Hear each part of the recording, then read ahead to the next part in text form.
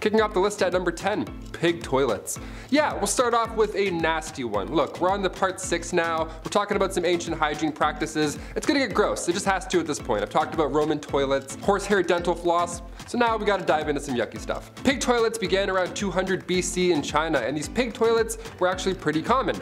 You would just go to the washroom over top of a pig pen. It's pretty straightforward. It's pretty awful, but also it's all they had. It was pretty awful, but I would say it's worse for the pigs. Definitely worse for the pigs. The pigs would eat the waste because it was mixed into their food. They couldn't tell the difference. Ugh, horrible. This was one of the few options to manage waste, especially in areas where plumbing wasn't possible. I talked about pigs going to court in a recent BumbleBee video. If I was a pig, I would be pressing charges left, right, and center after this. That's so disgusting. We're at number 10, and I want to puke. Nice, buckle up. Number 9, water closets. This one sounds fun. A closet full of water. What a blast, pun intended. Back in the 1800s, all over Europe, our modern day version of the bathroom came to life.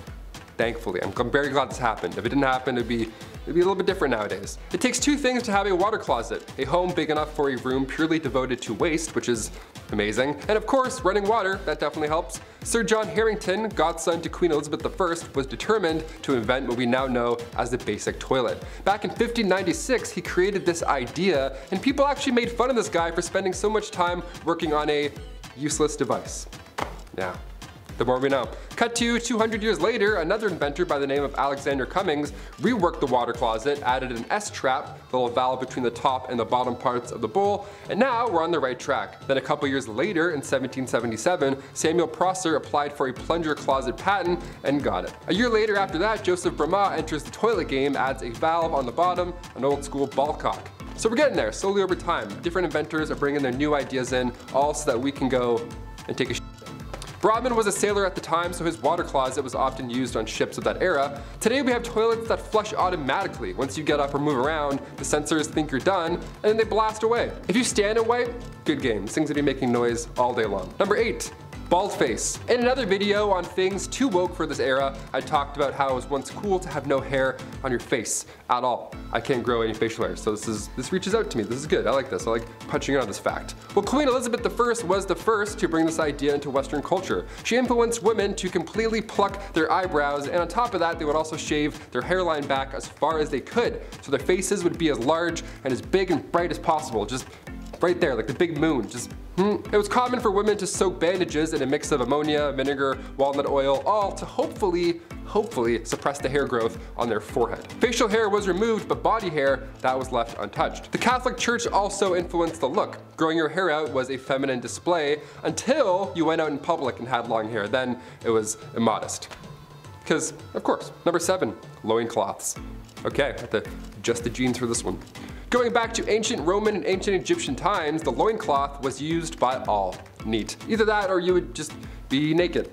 So, you know, if you're a nudist, great. Hit the thumbs up if you're a nudist. I don't know why I said that. We're gonna keep going. I found this neat step-by-step on the internet how to make your own loincloth. And it's a bit more complicated than throwing on sweat shorts and calling it a day. We don't have a lot of archaeological evidence today because these linens barely made it through a decade, let alone all this time. But ancient Romans would use leather also to make underwear, which is, just imagining that, I'm like, it's hot. Hot goat skin wrapped around your waist in the sun. We love it. We still use leather today when it comes to undergarments, but we'll save that talk for another time. Number 6, breast bags. There's a neat term, breast bags. Let's bring that one back, see if it sticks. Now, contrary to what I just explained over at point number 7, women, more often than not, didn't wear undergarments in the Middle Ages. Up here, at least. But in 2008, at Austria's Langborn Castle, something that resembled a modern-day bra was discovered. It's believed that only higher-ups, ladies of nobility rather, were the only ones who had the privilege to wear these breast bags, or breast cups. I say breast bags, sounds a little funnier. We have bags of milk in Canada, so you know, I'm connecting the, yeah, that's I gotta connect the jokes. I can't say much personally, but this does not look supportive enough at all. It's like a pirate flag, it's like ripped apart, this is nothing. If you have back problems, I don't think these breast bags are gonna help you. If you're ever catching up on some 13th century readings, well, now you have an image when you see the word breast bag. It's this eye patch that they called support. Number 5, dark dental days. Dental health is important. We have the charcoal toothpaste trend that I myself even hopped onto recently. But why are we even doing it? Do we know? Other than it's on TikTok? Well, it helps remove stains, but aside from that, there's no hard evidence that this is the next best brushing method. We do it because it's popular. It feels like we're missing out on something. Well, Queen Elizabeth I apparently had a pretty strong desire for a Mars bar too, but back in the day, they didn't have TikTok. Brushing wasn't cool, nor was it perfected in any sense. The Queen's teeth became riddled with cavities. Her teeth straight up began to rot, and subsequently turned black. But seeing as she's the literal queen, people wanted to be just like her in any way. She started a short-lived trend where women blacken their teeth on purpose just so they would appear rich enough to afford sugar. That's wild. That's like me walking around in a neck brace being like, oh yeah, I crashed my Lamborghini. I totally have one of those. Number 4, arsenic. I think they were confusing this chemical with Accutane, which is a chemical we use today to treat acne, but for a while, arsenic wafers were used.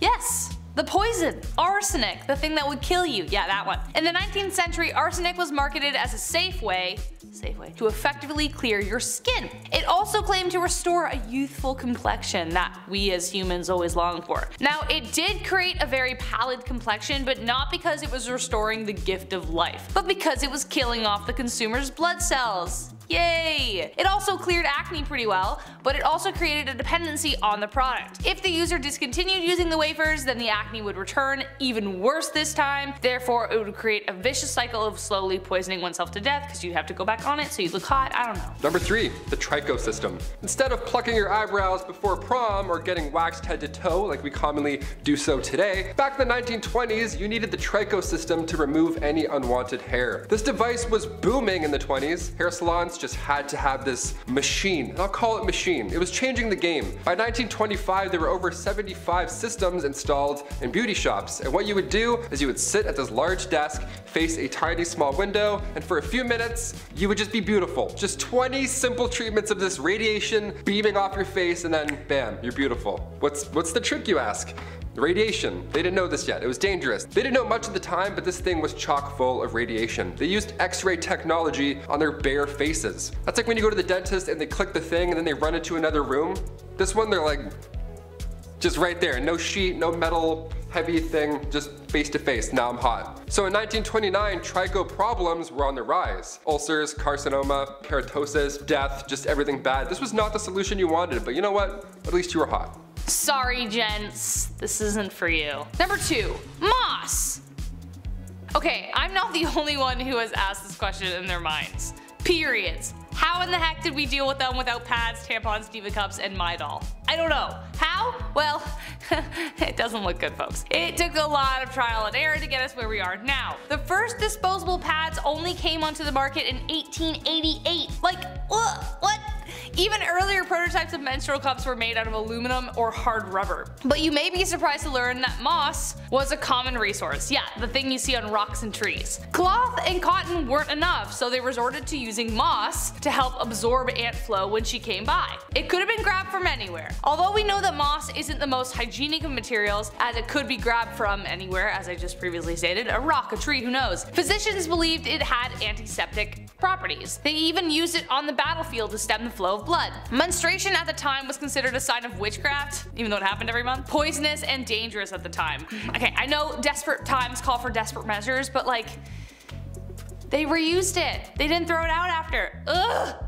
Ugh. And finally, number 1. Roman toilets. When I go to the washroom, number 2, whatever, that's my time. I'll straight up hold it for like 3 business days until I get home. It's called a bowel movement for a reason. It's a movement, it's an event. I need isolation, quietness. These poor Romans, I mean, thank you for inventing the toilet and all, that's really great and dandy, but I feel very bad for the first group of individuals that had to use these stone benches. The early OG toilets. God, that looks so cold. Also, I guess stalls, like walls, they weren't invented until much later. Couldn't have thrown up some Bristol board, Euphelius? I don't want to be shoulder to shoulder with a guy who accidentally gulped some public spa water hours prior. And don't even worry about wiping also, because that wasn't invented until much later. You just do the old scrape, do the old stone cold scrape off the bench and then call it a day. Give this video a Roman thumbs down if you're glad for toilets. That means thumbs up. Kicking off the list at number 10, dirty beds. Okay, so far on this disgusting series, I can't believe we're on part 7, but we've talked about storing chamber pots under your bed. Pretty yuck. That's if you were lucky enough to have a bed, of course. If you were rich in the 1400s, having a bedroom was the talk of the town. You would have guests over to hang out in your bedroom. That was like the place to be. Social gatherings in your bedroom. That's my worst nightmare. A couple of nights talking about noble deeds, meanwhile you're all tucked in with your ass out, hair all messy, half asleep, like, huh? Who is it? Most of the time in the 14th century, your mattress wasn't even a mattress, it was just a pile of straw. It was horrible. You had to sleep in your clothes, the same tunic and cloak you've worn all day, remind you, because you'll freeze at night otherwise, right? Because you're basically outside. These barns, this old wooden, not great. Also, these beds weren't in your rooms or anything, they were just like tucked in a corner. You didn't have social gatherings around the sack o' straw, you know what I mean? Your bed was more often than not riddled with bird poop as well. You weren't alone in these cold rooms, you know, birds hiding up above. Also, spiders? I don't even want to know. I don't even want to dive into that. Let's move on. Number 9, mouthwash. Ancient Romans would use urine as mouthwash. I believe we've mentioned that before on this, again, disgusting series. That's always a fun fact to bring up at a house party. Next time you're drinking some Mountain Dew, just be like, oh, did you know? The ammonia in urine was thought to ideally wash away the yuck. You just gotta get past the whole urine part, I guess. Doctors hate this one trick. Nero would tax the trade of imported bottled urine. That's how popular it was at this point. Some poor soul with a clipboard would have to stand all day and just be like, yep. In the 12th century, Saint Hildegard von Bingen would advise all to wash their mouth with cold water to remove bacteria. Yeah, if only it was that easy, okay? Just one quick shh and spit it out and then you're good? No. I wish it was that easy, pal. Tortoise blood was also used once as mouthwash, alongside goat milk and vinegar. Out of those 3 options, imagine not picking goat's milk. You're like, but what year is the tortoise blood? Number 8, bath beans.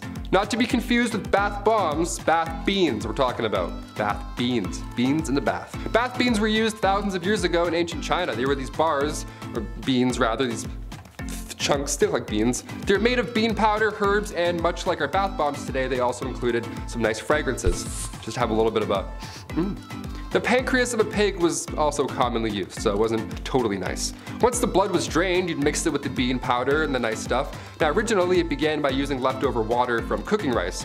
Eventually it became bath beans, which is, AKA soap.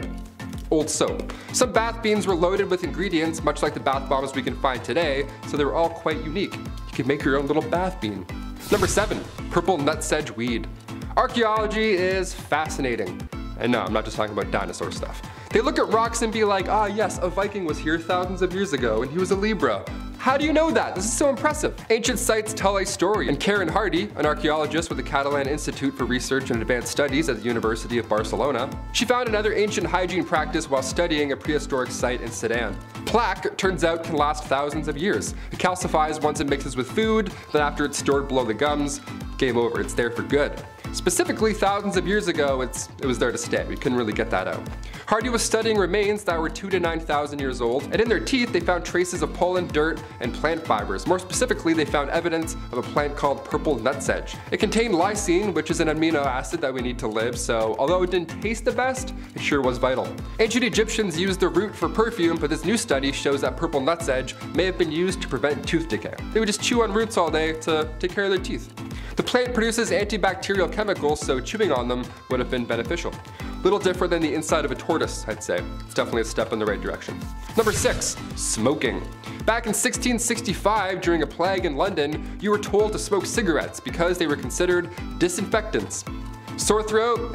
Smoke this pack of cigarettes, I'm sure that'll help. Help you cough a bit more, if anything. We mentioned before tobacco smoke enemas in like part 1 or 2 or 3 or something over there. But this is just bad advice. Since mouth-to-mouth wasn't a thing in the 50s, if you were trying to save a drowning victim, you would also have to blow smoke in their face or their butts. Either way, how insane is that? Can you imagine that actually playing out in real time? He's not breathing, quick! Hang on. Cut to 1964, turns out smoking is bad for us. Who knew? Cigarettes were labeled as deadly going forward after that point. It's pretty intense now though, eh? The photos on cigarette packages now are haunting to look at. I still think teenagers smoking to stay in shape is a bit scarier, to be honest, than that image. She's always like, her face is just like pulled, so scary. Don't smoke.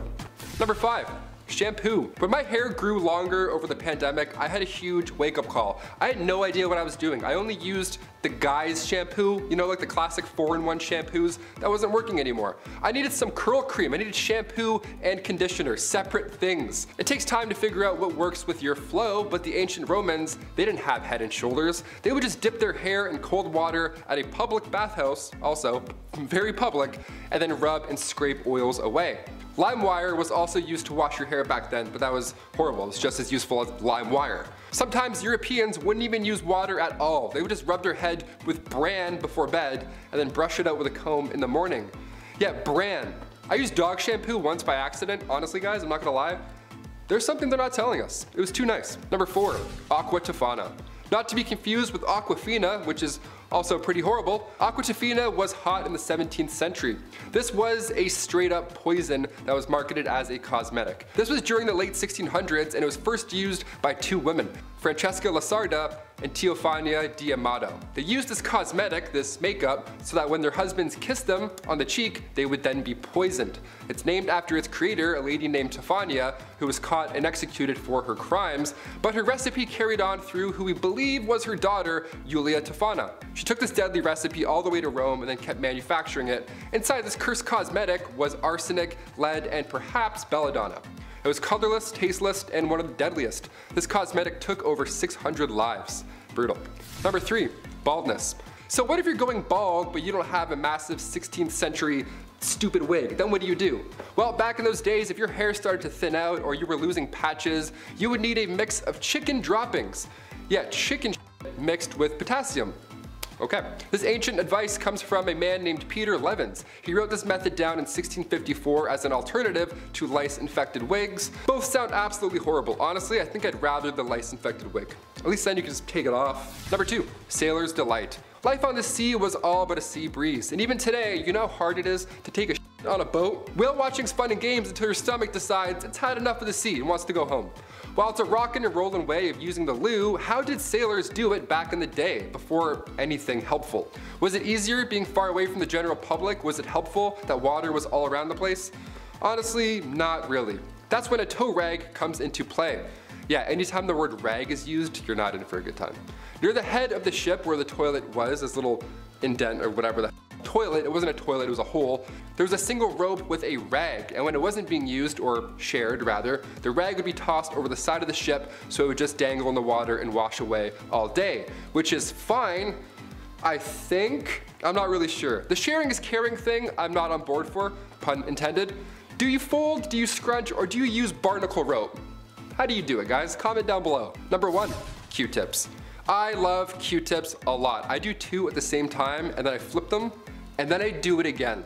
Yeah, I get them twice. The first one for cleanliness, and the second one because it's for me, because I feel like it. Sue me. My eyes roll right back. It's the best. If COVID tests were done through your ear, I'd be getting tested twice a day just for fun. Q-tips, most of us know by now, weren't exactly made for cleaning your ears. As much as we only use them for that, Q-tips were invented in 1923 by a man named Leo Gergenzang after his wife stuck cotton balls to the end of a toothpick. Sounds a lot like she invented Q-tips, but sure, we'll roll with it. From 1923 to 1926, they were named Baby Gays, and then Q-tip Baby Gays, and then finally just Q-tips. Baby Ray's is like, too close. Sweet Baby Ray's is like way too close. Our sauce is not even close to that product. Back in those days, Q-tips were actually dipped in boric acid first before being shipped out. They were intended to sterilize wounds. After this, there was even Q soaps, Q oils, Q creams, Q cards, whatever, you name it. Anything that made you a QT. So what's this rumor that they're not supposed to be used in your ears? Like, sorry, what? What's that all about? Is that real? Well, in 2008, otologist Dennis Fitzgerald brought forward concerns about Q-tips and how they're really pushing earwax further into your ear canal, leading to possible infections. When Chesbrough Ponds bought the company in 1962, they added the warning on the box, a warning we all gladly will still ignore, like I said at the beginning. I take one look at my earbuds and I'm like, yeah, I need 4 Q-tips right away. I need Q-tips yesterday. Number 10, not bathing. Let's start off strong. So obviously hindsight is 2020. We know a lot more about personal hygiene now than we did, then and as well in like middle school, because high school locker rooms, what the heck. Without the knowledge of germs and disease, not bathing seemed like the logical next step for a lot of people, even though it made you smelly as all heck. When the Pilgrims arrived in Native America on the Mayflower, the indigenous tribes often referred to their horrid smell. An account from a member of the Patuxet Nation even tried to convince them to start washing themselves. They were like, come on guys, it's enough. They washed their hands and faces, but they rarely washed their whole bodies. Though they believed cleanliness was next to godliness, that didn't necessarily mean they needed water to do it. They believed that should they submerge themselves, they risked disease. This could be because they dumped their daily duties into the water, so you know that's likely. So instead they took dry baths where they wiped themselves down with a dry cloth, but it didn't really help much. Number 9. Bedpans. It's always the worst when you get tucked in at night, you start to fall asleep, you're starting to doze off, and then you realize you need to pee. It's the worst. You gotta get up, walk down that long, scary hallway, blind yourself for 2 minutes, and then get cozy all over again. Well, in the Middle Ages, you would just toss your full bedpan out the window. Easy peasy. Heads up. Oh, oops. It's so gross. Or sometimes, if you were feeling a little lazy, this was also common, you would use the bedpan and then just slide it back underneath your bed and go right back to sleep. If anybody ever gives you shit for having cups in your room, show them this video, show them this history. You're fine, you're not that bad. Back in those days, we weren't exactly aware of the disease that we threw out the window as well. Most of the time it was number 1, so the rain could just, wash away the yuck, but these buildings were only 1 story. It wasn't going anywhere. If you were tossing anything out, you'd be stepping over it the next morning on the way to, the public execution or whatever. Number 8. A lead facial. Today, if you have tan skin from that hot summer glow, it implies that you have had enough leisure time to acquire such a hue. Getting a tan is the thing unless you're like me and slather on that sunscreen for health, and so you look like a newborn baby when you're 80 years old. However, it was the opposite in times of old. If you had sun-kissed skin, that meant you worked hard in the fields, a symbol that you were a peasant or of lower class. If you were rich, you tended to have much paler skin, therefore implying your status, but simply staying out of the sun wasn't enough. Elizabeth I used a combination of lead and vinegar to achieve a bright white complexion and to hide her smallpox scars. The compound was called ceruse. This tradition even goes all the way back to women in the Roman Empire. A well-known actress named Kitty Fisher was also said to have died from the material as it slowly poisoned her with daily use. The material would add blisters, so she'd put more on to cover it up. Same with Elizabeth, and yes, slowly you understand. Number 7. Victorian Laundry Day. You spill some mustard on your shirt today, that stain will be gone by the time you get home. We're pretty advanced when it comes to quick stain removal today, but like the Romans, which I'll talk about later, it wasn't always smooth sailing. Take the 18th century for example. When Laundry Day came around, it was an event. It was like an ultimate chore. They had to take daylight in consideration and plan their washing days, as in more than one. The Victorian era was exhausting. They would soak their clothes overnight, then the next day would be spent soaping them up, boiling them, rinsing, soaping again, rinsing again, maybe soap one more in case there's too much pee-pee, and then rinsed another time, wrung out, mangled, laid out to dry. Hence the sunlight timing, starched and then slowly ironed. Cut to today, we have to encourage adults not to eat Tide Pods or drink bleach. We'll get there, maybe, I don't know. Number 6. Wigs and makeup. When you don't bathe and are overall just smelly, you're gonna need to do something to cover up whatever the heck is building up beneath that bodice. Wigs would have never become as popular if it weren't for a very specific venereal disease called syphilis. By 1580, the STD was the worst epidemic since the Black Death. Patients clogged hospitals, and without antibiotics or protection, things got pretty nasty. Sores, blindness, rashes, dementia, and patchy hair loss. Thus, for the sake of keeping up appearances, wigs came into fashion. Also the makeup I mentioned before. Balding was a huge humiliation, so they made wigs out of horse, goat, and or human hair. They also cover the wigs in powdered scented with lavender or orange to hide any foul odors, and as we suspect, there were a lot of foul odors. They weren't stylish until 1655 when the King of France started losing his hair and had 48 wigs made. Then 5 years later, his cousin Charles II of England joined the train, and suddenly powdered wigs became like the next best thing. Wigs did help curb the lice problem though, because the human hair had to be shaved in order for the perukes to be worn, but the wigs themselves had to be deloused often. And yeah. Number 5. The Human Flytrap. This is honestly so five-head. A brilliant play.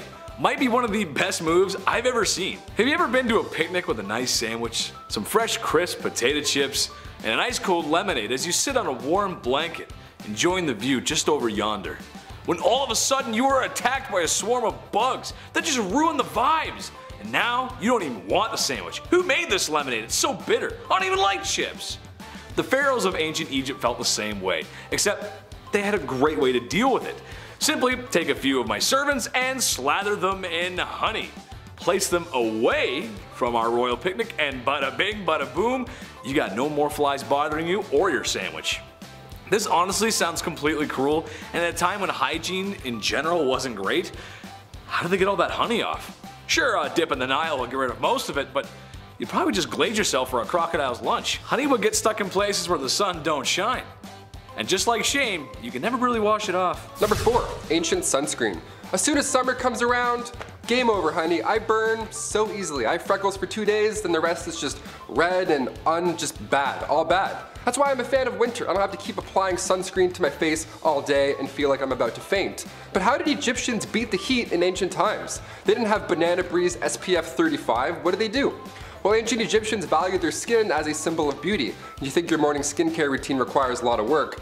Yeah, buckle up. Their routine was written on a tomb wall and also scrolls. They used rice bran containing UV absorbing gamma oryzanol, and that was used to block the sun off. Jasmine as well helped repair sun damage. Just some chick named Jasmine, she was like, don't look at it, just stop. Ancient Greeks used olive oil as sunscreen, which as far as UV protection goes, did absolutely next to nothing. You'd be burnt and dehydrated, but you know what? Tan lines, so.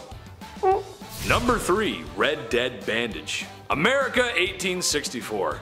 There's a polite disagreement between North and South whether the South should be still using YouTube's least favorite S word as a business practice. The verdict? It wasn't very nice. That aside, the Southern states fought hard for a very stupid reason. Idiots. Such a hard fight in the fact that it was taking a serious toll on everyone. Specifically the Southern economy and civilians who got caught in the raw end of the deal. The war was a huge cost of life and money for both sides, but the South just didn't have the same resources the North did. So, after years of fighting, things weren't looking too good. An example of this was the South washing and reusing bandages as supplies were low and casualties were high. This might be hard to stomach, but that's just what happened. Nurses washed the blood off of blood-soaked rags and bandages to reuse simply because there was no supply. I don't have to be a doctor to tell you that reusing bandages in a time before antibiotics is a bad idea. It might be better to just not have a bandage in that case at all, as the chance for infection would significantly increase. Dutch, you got any fresh band-aids over there? I scraped my knee fighting with Micah. Hurts real bad. Maybe get John to kiss my boo-boo better. Number 2, ancient socks. Somebody got me socks as a gift over the holidays, and let me tell you, still the best thing you can get. Socks and lip balm, you can do anything you want. Game over. Socks in ancient Greece were not the right and left neon green athletic socks that you have today. No, not even close. Socks came around in the 8th century BC, made fresh from, you guessed it, animal hairs. Yeah, it was gross. This actually led to Romans tying animal skins around their feet and then tying them up. Cut to the 2nd century AD in ancient Rome, the sock game got real. Romans began using fabrics instead of animal skins, and it was softer, lighter, and all that jazz. And then later on in the 5th century, socks were worn only by the most holy. Socks were associated with the church, they were considered a symbol of purity. Yeah, you heard it. Socks would go all the way up to your leg, a little different than the New Balance ones we have now that just go up to your ankle that, you know, fall off when you're halfway to work and then make you really upset. I have one right now, I'm gonna go figure it out. Number 1, heavy stomach. We as humans need food and water to live. Water honestly being number 1. I mean, I could eat a little bit more, but water's more important. But it is what it is sometimes. People in the past had no choice but to build water pipes out of lead. Sure, maybe it wasn't common knowledge that the lead was toxic, but a lot of people did know. So that's why all the cities that sparked up during the Industrial Revolution were built with such. Lead as a material did make sense as it was cheap and easy to use, so that simply outweighed the health risk of lead poisoning. Lead was a common material in other products as well. But when your drinking water is supposed to be fresh, maybe it's time to spend a little more so we don't end up, spending a lot more on healthcare for lead poisoning. After years of being underground, the pipes corrode and leak toxins into the water stream. It's why in older cities, a lot of time and money is spent today replacing old pipe infrastructure. To me, it's a classic case of, let somebody else deal with it, I'm sure it's fine. Well, I'm off to go work in a completely safe asbestos factory. I'm sure there's nothing wrong or bad in there. Number 10, spitting. 2 words, chewing tobacco. I am not the only one, I know it, who made this face. while watching Western movies and some grimy guy just like spits into a bucket like poo, some like brownie green slime. In saloons in the old Wild West, spitting became so common that it had to be outlawed at one point. Men would spit tobacco onto the floor with spittoons and cuspidors lined the bar. Most of the time, they missed. The job of cleaning them often fell to junior shop assistants, which was a worse job than cleaning a fast food chain bathroom. They essentially became little cesspools of disease, and people got really worried eventually because, no duh, they're spitting all their stuff everywhere. Following the devastating flu epidemic of 1918, plus the constant fear of TB, anti-spitting campaigns were undertaken and it was outlawed. Number 9. Shine bright like a diamond. If somebody told you that your face was glowing back in the late 30s, that would be the highest of all compliments. You'd be like, oh my god, thank you. I am not a vampire, but thank you. Thoradia was a beauty product company that made radioactive creams, radioactive powders, radioactive lipsticks, anything to get your glam on, all for the price of radioactive products. It didn't end well. This is insane to me. They took pride in using thorium and radium lead to tone facial tissues and remove wrinkles and all that jazz. And the product was doing so well that it circulated in Italy, Portugal, Romania, Egypt, Belgium, and France. Worldwide. It wasn't until 1937 until the French government caught on to these little pesky side effects, some would call. So the radium would literally make your skin glow a bit. That was the pull. That was like the, no way, really? Debit. And alongside the glow, also you were having insane side effects that would ruin the rest of your life. Maybe that's Paul Rudd's secret. If his jaw starts to fall off, we'll know something's up perhaps. Number 8. The humors. Nope, this is not a joke. Though it sounds like it. Ever heard the phrase to be in good humor? Well, it goes back to this. I mean, probably. I actually don't know, but it sounds like the two are connected. The 4 humors were the basis of medical treatment in medieval times. The idea was introduced by Hippocrates all the way back in ancient Greece, which combined ancient science, naturalistic knowledge, and philosophy. The 4 humors were blood, yellow bile, black bile, and phlegm. They were organized to represent the 4 elements, the 4 qualities of cold, hot, moist, and dry, as well as the 4 seasons and planets. If something was wrong with you, then it was because one of the humors was out of whack. If you were depressed, something was wrong with your black bile, for instance. Do I know what black bile is? No, I don't want to ever know. Are you too hot? Well, bloodletting will be the solution for that. The factors controlling your humoral makeup involved sex, age, temperament, and many more. Bloodletting was the most popular way of balancing the humors, and it was assumed to have a relationship with most diseases, from smallpox to pseudoscientific hysteria. What, you horny? Let's bloodlet ya. Number 7. Public bathhouse. Okay, this next one we haven't really moved on that much. We still bathe together, we still do it in like water parks, we swim in pools of pee-pee and then go down slides and burn our back skin off. Ancient Roman, so gross, you're like, why'd you have to ruin it? Ancient Roman bathhouses were the older, yuckier versions of these water parks. They also didn't have slides, so boo. They would literally spread intestinal parasites in these houses, pools, in these massive rooms with massive pools. The Romans were figuring out sewage systems at the same time, which I'll talk more about later, gladly, but they were also the first to create heated public baths. My above ground pool wasn't even heated, but the ancient Romans were? Now I'm upset. I'm gonna call my dad after this. The archaeology and anthropology department at Cambridge discovered that Romans brought lots of parasites to Europe. Fossilized feces show that these heated, relaxing, rejuvenating bathhouses nearby were all but. I don't mean to undermine the ancient Romans though, it's not what I'm doing, okay? To be fair, they also brought lice and fleas. Number 6. No hand washing. I don't know. Believe it or not, washing your hands as a doctor before doing anything was a controversial idea. Today, especially due to the last 2 years, we all have a tune we sing while washing our hands to ensure we're lathering for like full 20 seconds. We've all done it. But when doctors discovered it was their fault people were getting sick, they didn't rejoice, they got offended. The whole conversation started because of a man called Ignaz Semmelweis. He was studying the differences between 2 birthing hospitals, one run by midwives, the other by doctors and students. The mortality rate at the latter was way higher than the other. They were dying from something known as childbed fever, more closely known as sepsis. After a series of trial and error, he hypothesized that it was because the students were touching cadavers and then touching the mothers. He then made them clean every tool in their hands with chlorine solution, literally the best thing to kill germs, though he didn't know that at the time, he just assumed it would work. Well, wouldn't you know, mortality rates improved significantly, but when he tried to enforce his findings, doctors were upset they were being blamed for the deaths. He ended up getting fired over it and eventually thrown into a mental asylum near the end of his life.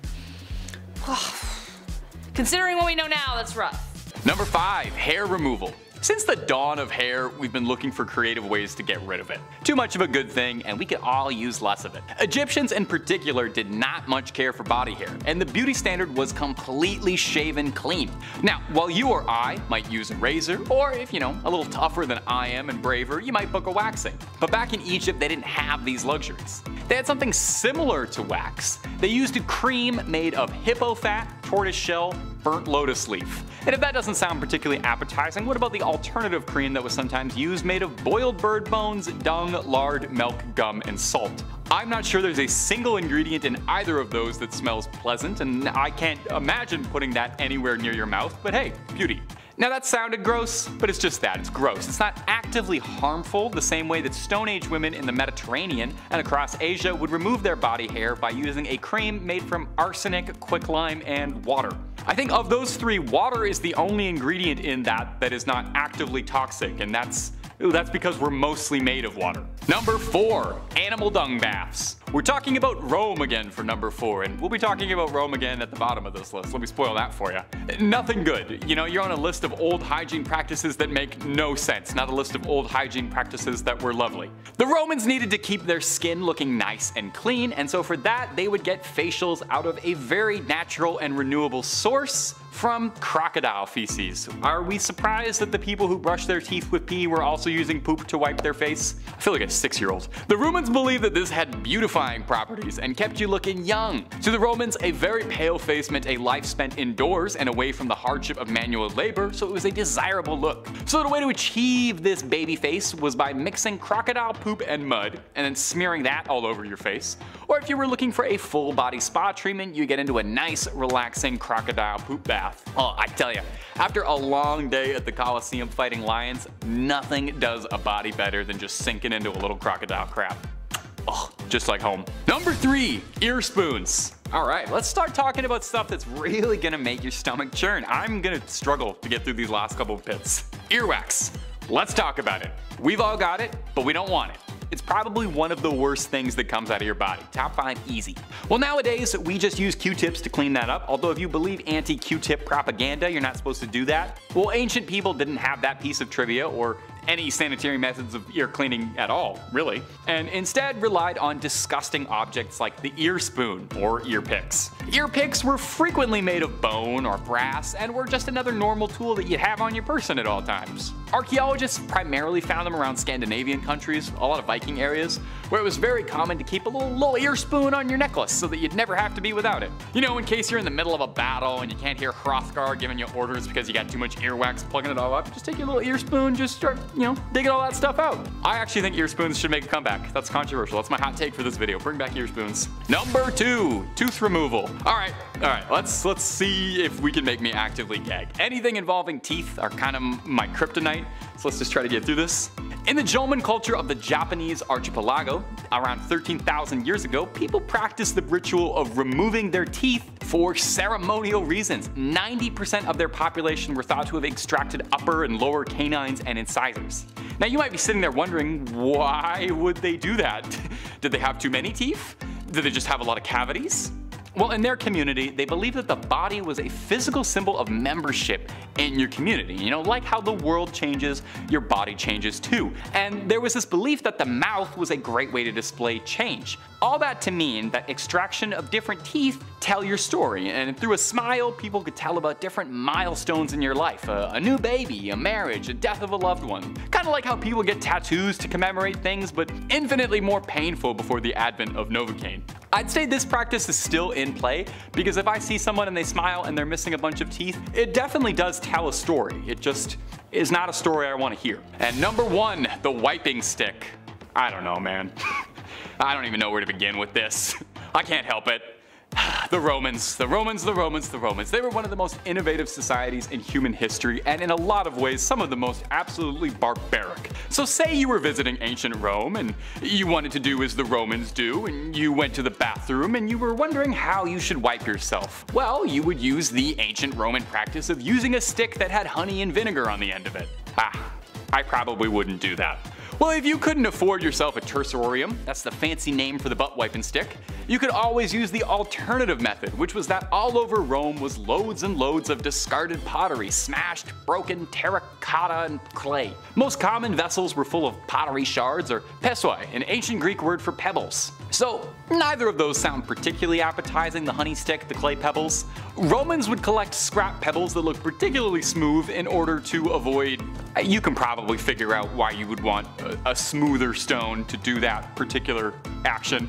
This was not like a secret shameful thing the Romans did. This was an important enough part of their life that they would depict this on pottery and in their art. Archaeologists have found vases and pots that show men squatting with clothing raised. Art imitates life, after all. Kicking off the list at number 10.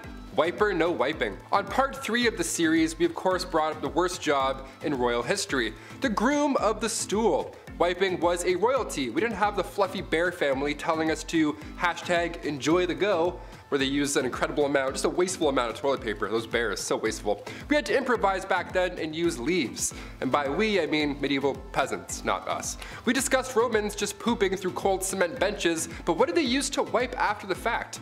Well, that was the sponge on the stick method, which I'll be honest, that's my favorite of the ancient methods. Because you know somebody had the perfect stick, right? Like one that was like, just the perfect angle to really get in there. No, the sponge on the stick wasn't that fun at all. It was actually communal, it was all bad. You had to share it, be like, oh, okay. Here you go, sir. Early Americans used brick-lined pits, and that was their washrooms. This was around the time of the Declaration of Independence, and besides human waste, people would dump anything in these toilets. They found a window in one of these pits. A window. Some poor guy hit a window. Can you believe that? And as for wiping, are you ready? Dried corn on the cob, that's what they would use. Yeah man, next time you do that corn on the cob butter trick where you like spin it through the butter, all nice and smooth, keep that in mind. Number 9, just pull it. We've talked about brushing your teeth with urine, we've talked about using horsehair for dental floss, but can it get even more bizarre when it comes to oral cleanliness? Yes. We still do this method today. If a tooth is beyond repair or it's causing an infection in your jaw, yeah, just pull that sucker out. See ya. Sometimes it's the only option. Sometimes. Back in the day though, this was the best and only method.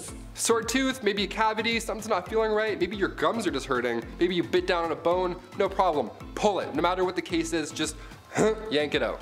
Dentists weren't a thing in the Middle Ages. Dr. Downer didn't politely remind you to floss more, you know what I'm saying? But they did have a barber, the fastest dentist in the game. Barbers are responsible for obviously cutting hair, but they too would pull teeth and they would bloodlet. This guy must have been in the weeds every single day. He was so busy. Yeah, just a little off the top, maybe a little bit of blood at this, a couple of molars too, classic 3-in-1 appointment, you're good, debit.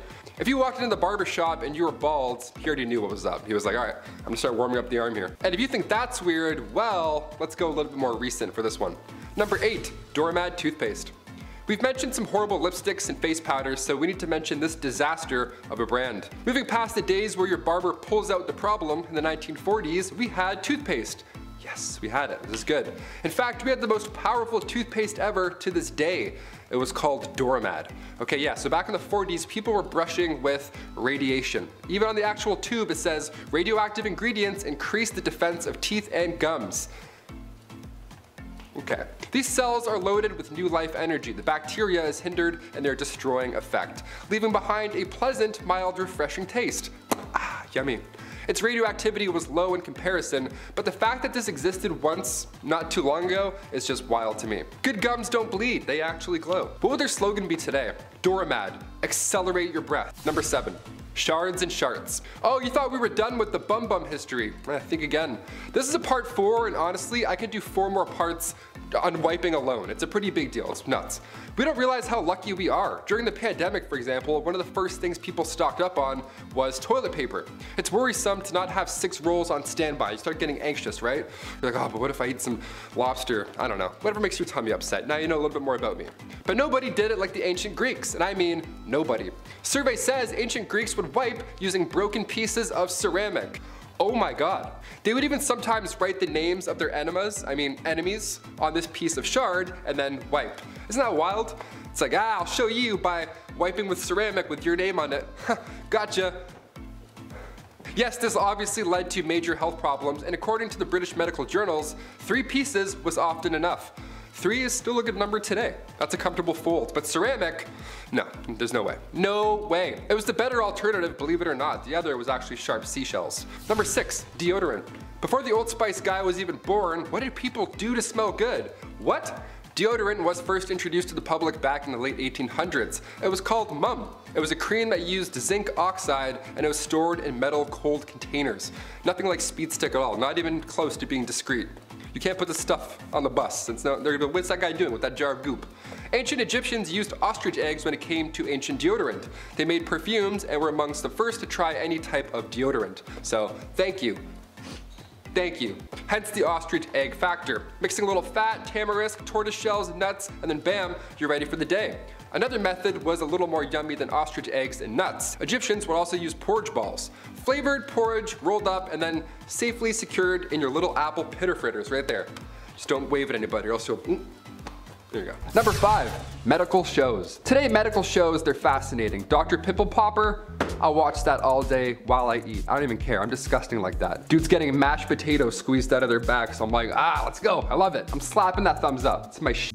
Back in the Wild West, the 1860s, the 1890s, you know, they had what's called medicinal showmen. These are, what an absolute joke, what a con. These guys would go town to town selling elixirs and tonics, everything one needs to live a happy and comfortable Western life, but they were full of lies. None of this shit is true. These professional medicinal showmen would have pawns run ahead and plant themselves in the audience before these random demonstrations of amazing medical elixirs, right? These shows, bunch of bullshit. They would call up random audience members, that guy that ran ahead, and then use one of these elixirs and magically treat their ailment on the spot in front of the public, right? Almost as if it was a magic show. One of the most successful of these elixirs was the elixir made from John Healy and Charles Bigelow. It was a mixture of herbs, roots, and animal fat, said to treat any and all illness, but in reality, it was just an extremely strong laxative. So yeah, if you're gonna take it, make sure you're close to home.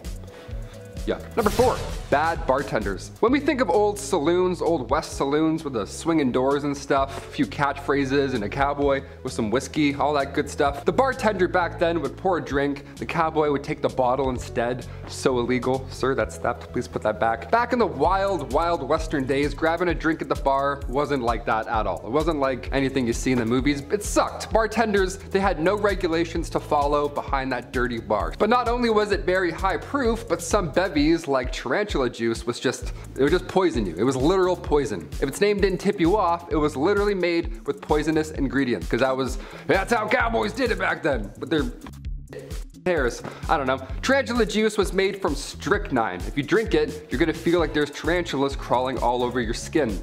That was their pitch back then. They're like, happy hour, come get tarantula juice. I'm like, awesome, thank you so much. How do I not tip? Which button do I press to not give you money, you freak? Number 3, grow it out. In the Old West era of the United States, men often grew their hair long as a practical choice rather than a cool fashion statement. You know what I mean? All those bandits with their long hair, they had to. Living in the rugged and often isolated terrain of the West, men had to perform many physically demanding tasks like hunting, ranching, mining, pouring whiskey drinks and tarantula juice. Long hair would help protect their scalp and neck from the sun and wind and all that good stuff. But it's important to note that haircuts were not always easily accessible back then. And many men back then could not afford them or did not have access to a barber. It's like, I can't cut it. It's like, where? We don't have anything. We don't have dental. What do we do? As a result, growing their hair long became a practical and functional choice for many men back in the Old West rather than, you know, style. They were going for looks back then. They weren't doing man buns, doing the cowboy thing. They're like, no, I have bugs. I don't want you to see my bugs. I'm gonna grow it, thanks. Number 2, outhouses. This one here stinks. In the Wild West, outhouses were sadly common as indoor plumbing was not yet available. Didn't think of that yet. So these structures were often simple and consisted of a small building, if you want to call it that, with a hole in the ground for your waste disposal, if you want to call it that. Now, due to the unsanitary conditions and lack of proper waste management and knowledge about germs and stuff, outhouses could attract a variety of insects and other pests, and it was just bad to go in there. Flies, mosquitoes, other bugs, they were commonly found in and around these structures, and they could potentially transmit diseases to humans. So if you're in there, you really get your business done and then get out. You don't want to waste time. You're not checking any tweets while you're in there, that's for sure. Despite the unsanitary conditions of an outhouse, they were a necessary part of daily life in the Wild West. And people learned to tolerate the bugs and just deal with it because they're like, you know what, this is better than going on outside. Whatever's going on out there, we're good. Close that up. One time I went to a cottage when I was younger and My mom didn't tell me that they had only an outhouse, no running water the entire week. I was like, awesome, let's turn around, I guess. I'm not doing that.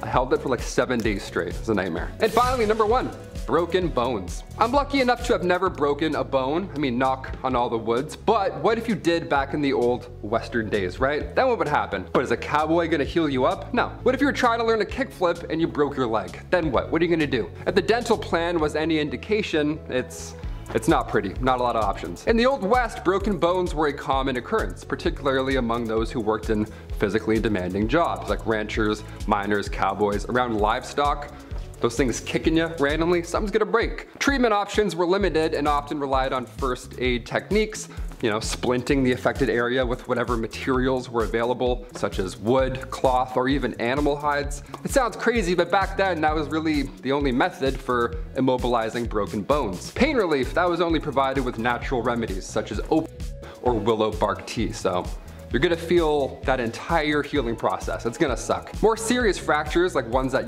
go through the skin, those require the attention of a doctor or a surgeon. However, those medical professionals back then were not always available in the remote areas of the Wild West. No helicopter's gonna come in and grab you and then take you out. No, you're basically fucked more often than not. Kicking off the list at number 10, hot topics. Over in Finland, they're changing the game. The sauna over there is considered a national institution. It's a large part of both Finnish and Estonian cultures. These saunas are commonly found surrounding Finland's lakes, corporate headquarters, and, oh yeah, of course, the Parliament House. Saturday in Finland is traditional sauna day. It's not Saturday for the boys, it's just Saturday and we're gonna breathe in each other's mouths for a bit.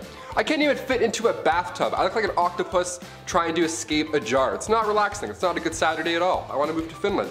When government leaders can't agree on an issue, they take it to the sauna. How amazing does that sound? In the middle of passing a bill, dudes will just pause and then go hit the sauna. We need this over here. Finns describe the sauna as a secret weapon behind their diplomatic advances. Director of the Finnish Employers Confederation described the ritual, saying that it's easier to discuss problems openly. It's like when we're doing a presentation in class, they always say to imagine everybody naked. Well, this was just that scenario played out in real life. Take away the briefcase and tie, you're just a naked dude sitting on a bench talking about inflation. Kind of an odd picture when you think of it. Number 9, the outhouse.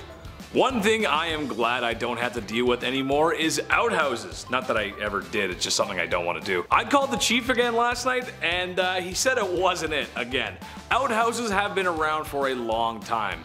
Technically just a hole in the ground where the business is done. It wasn't until later a small wood shack was built around said hole, and then it became an outhouse. Because the design of the outhouse is quite simple, there is a few design flaws that really just don't make any sense. Okay, yeah, it had to be built away from the house, as it is a pit full of refuse that exit a human being, but it's also built away from your house, so if you gotta go bad, you gotta go bad. You might not make it. This also is not so fun if you live in a place where it's cold, and you have to dress just to take a leak. But really what is the craziest thing is that after a certain time, that hole is going to fill up with an unholy godliness I wouldn't wish on my worst enemy. And now you gotta move it somewhere else. I know they wouldn't fill up that fast, but after a few years living in the same place, there'd be a few holes everywhere, and that's just not good decoration, is it? Not to mention, if you were living in the time of the expanding West, an unseen rattlesnake or scorpion could make the potty time your last. I'll just stay indoors, thanks. Number 8, there's not a Visine for that. Does anybody else sneeze when they look at the sun, or is that just me? Do I have issues? I have a handful of allergies and one of them apparently is a star. That's neat. My eyes are literally always dry. I think I forget to blink. I'm not really sure what's going on, but today there's a Visine, luckily, for everything. Eye drops are common, but written in the oldest book of medicine, the Ebers Papyrus, chock full of ancient Egyptian medical recipes, it contained old optical treatment. Even in Egyptian artwork, you can find ancient cataract treatments. British archaeologist Austin Henry Layard found these clay tablets from ancient Babylonia around 625 BC, and treatment for dry eyes was a little different than today. Today all you have to do is and you're good. Back then, you had to get chemicals from plants and then mix them with prayers. Good game, good luck. One ancient tablet described the treatment of the time, saying, if a man's eyes are affected with dryness, he shall rub an onion and then drink a beer and then apply oil to his eyes. Just mix all that put it in your mouth, and then thou shalt disembowel a yellow frog mixed in its gall and curd, and applied to its eyes. I don't even know what the f that means. Like, imagine getting that on a prescription. You're like, a yellow frog? What? Number 7. 1 night with Venus, 2 years with Mercury. It wasn't too long after humans discovered toe curling that, as much fun as that may be, there can be some unfortunate side effects. Knowing somebody in the biblical sense can transmit not so fun diseases, if you catch my drift. Like syphilis. Early stages being sores and uncomfortable rashes, late stages having much more serious side effects, like blindness, heart disease, and oh yeah, it can make you go crazy. So throughout history, and especially before there was antibiotics, how do you treat a disease so common amongst people participating in the devil's dance? Liquid mercury. Yep. People tried to treat a disease by consuming liquid mercury. When applied to the skin, it burned. Therefore, if it hurts, it works. It was noted that syphilis would go away after mercury treatments, but this could have just been a stage of the bedroom rodeo disease, as its symptoms disappear right before things get bad. This is also assuming that people taking mercury aren't getting sick of mercury poisoning in the first place. This practice continued way longer than it should have, as it wasn't until discoveries made in the 1900s that a better option for treating the brothel-related illness. Honestly, with this kind of logic, anything's possible. Sky's the limit when you're crazy. Number 6. The Great Stink of 1858. It's one thing living through a pandemic, but at least we're not living through something called the Great Stink.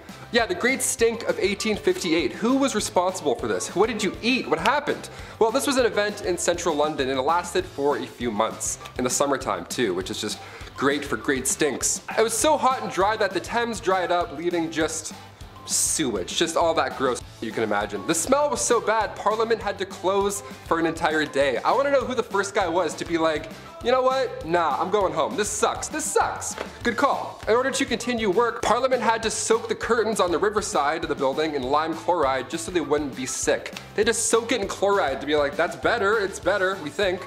They were on the verge of moving their entire operation to Oxford. That's how bad it was. Members of the committee were quitting their jobs. While this sounds all bad, hundreds of tons of limes were being discharged into sewers to help the smell. So if you had a stuffy nose in July 1858, you could have made £1,500 a week just messing around with limes. You missed your shot. Uhaguro is next. As mentioned in the Heian period, yes again because they were the hygiene and beauty trend-setting period of Japan, Japanese beauty products broke free and created a distinct aesthetic of their own. This included the long straight hair, white powdered face, yada yada, and an unusual beauty ideal, the blackened teeth called ohagaro. Now, it's usually done for the first time during puberty to celebrate maturity and growing beauty for women. Not to mention the charcoals used for it are incredibly good for your teeth. During Heian, purely black items were considered pure and beautiful, and people wanted to imitate that as much as possible. What's new about that? Make it the motto for the Kardashian family. Teeth as black as night were seen as beautiful and remained popular as a beauty ideal until the 19th century. Many Westerners who visited Japan described the practice as repugnant because the Japanese custom disfigured the women by making them intentionally unattractive. Naturally, Westerners didn't even see their women as human beings, just walking baby machines, so they couldn't wrap their pea brains around the concept. A woman's appearance is not always about or for them. Many still can't in modern times.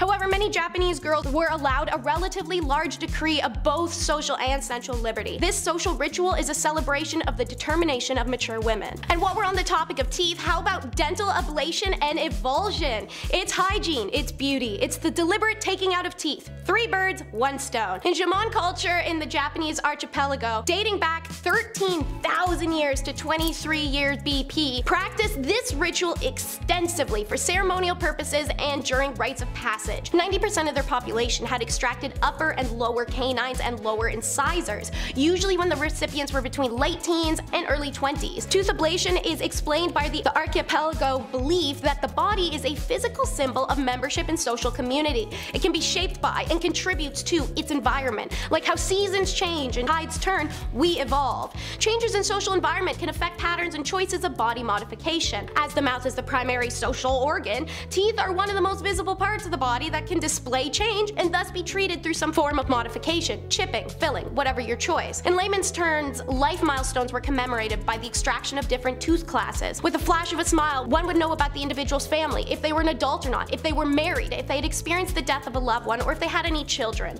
There was no need to ask because your body openly displayed your identity. Pretty cool, right? Since we're on a roll with teeth, let's dive into body modification. A section about Japanese people in the Records of the Three Kingdoms, written by Chinese bureaucrat Chen Shao in the late 3rd century, describes how the men of Wa, which is the oldest recorded name for Japan, tattooed their faces and painted their bodies in pink and scarlet. The tradition derived from how they decorated their bodies in order to protect themselves from large fish when diving underwater for food. Tattoos were also present in the indigenous Ainu of Hokkaido and the natives of Okinawa. The women of Ainu, a tribe considered descendants of the Jomon people, bore tattoos around their mouths and the back of their hand. The mustache-shaped tattoo around the lips holding symbolic purposes of warding off evil spirits and indicating readiness for marriage and assuring a woman's place in the afterlife. On the southernmost Ryukyu Islands, women had the backs of their hands and fingers tattooed to ward off bad luck and get along with their mothers-in-law. The logic being that any woman who can endure that pain could also endure that of having a mother-in-law that annoying. These indigenous Japanese tattoo cultures were outlawed during the Meiji period, however,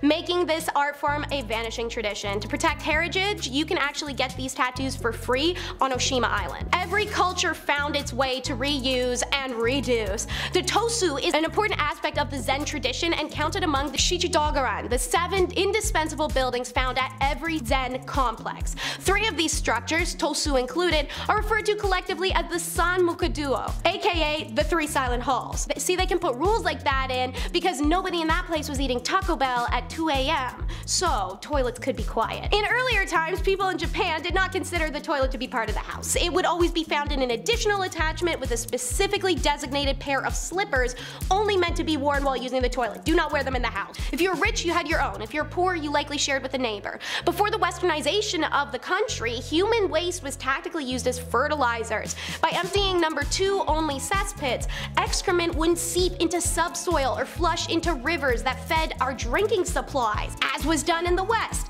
And the reason the Westerners were dropping like flies from disease or walking infections whenever they traveled. By properly storing, using, and refreshing it as fertilizer, Japanese also upheld crops the Westerners couldn't. But the people who showered once a year were grossed out by it, so the Japanese folks stopped the cess fertilization. They both mean the same thing. It's beard hygiene. In Japan, there's only one word for facial hair, with the exception to eyebrows, and it's hygiene.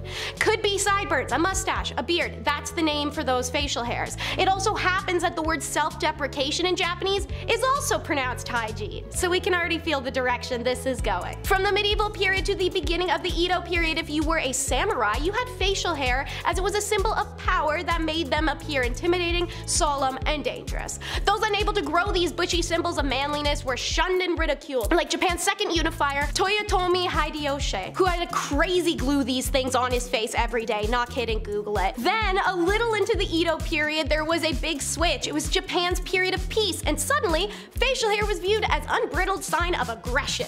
So, 17th century law prohibits even those with the lushest of beards from displaying their grandeur, unless you had a facial scar. So, you can either be baby-faced, or you can give yourself a cool-ass face scar and grow an epic beard. Huh? What you choosing? When overthrown Western fashion came into Japan and beards and mustaches were popular again. Portraits from this era often have the cartoonishly large ones. It doesn't last long though, and clean-shaven becomes popular again. So why no beards still today? It's hygiene. Quite literally, yeah, but in a non-literal sense and in our definition of the word. Surveys continue to show Japanese people, particularly women, have the opinion that facial hair is correlated with uncleanliness. Number 10. No lice. You know in elementary school when they would check everyone for lice and one poor sucker had to get their head shaved and walk around as that bald kid for like a month and would probably get bullied? Well, that ain't gonna happen back in ancient Egypt because everyone shaved their heads to avoid lice back then, and priests would shave their whole bodies just like Michael Phelps. Instead of having actual hair of their own, they would wear wigs. Wigs sometimes made of human hair. That honestly was a lot better in that harsh desert sun. Lice and other little pests like that, like fleas, were not wanted. And yeah, they still aren't, but it led to some honestly interesting solutions. For example, a warm potion of date meal and water was believed to drive away fleas and lice. They would use cat's fat to keep away mice, I made a rhyme, and one that probably actually did something was when they used a solution of natron, water, and salt in their humble abodes to eliminate and repel fleas. Number 9. Ancient sunscreen. As soon as summer comes around, game over. I burn so easily. That's why I'm a fan of winter. I don't have to keep applying sunscreen to my face all day, all night. And feel like I'm about to faint, obviously.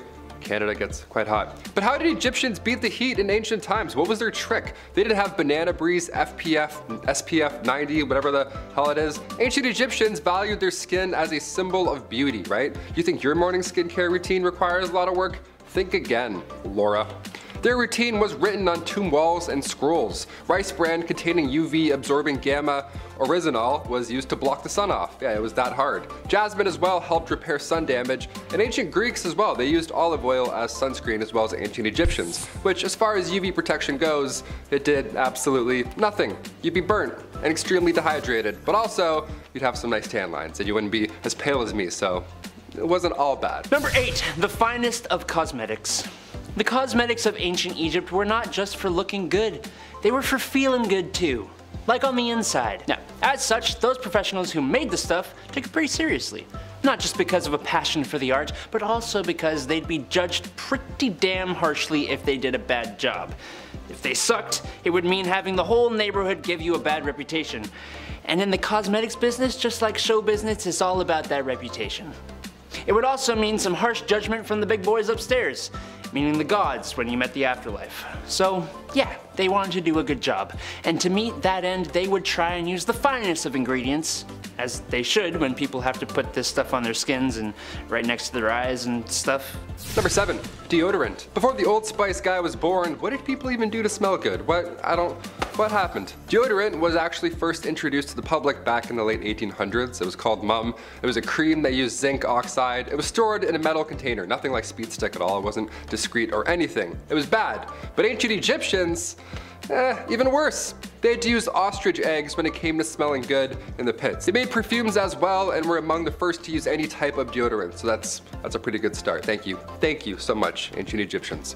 Hence the ostrich egg factor. They had to start somewhere. They mixed a little fat, tamarisk, tortoise shell, and then nuts, and bam, there you go. You're ready for the day. Just pop it on. Another method was a little more yummy than the ostrich eggs and nuts method. Egyptians would use porridge balls.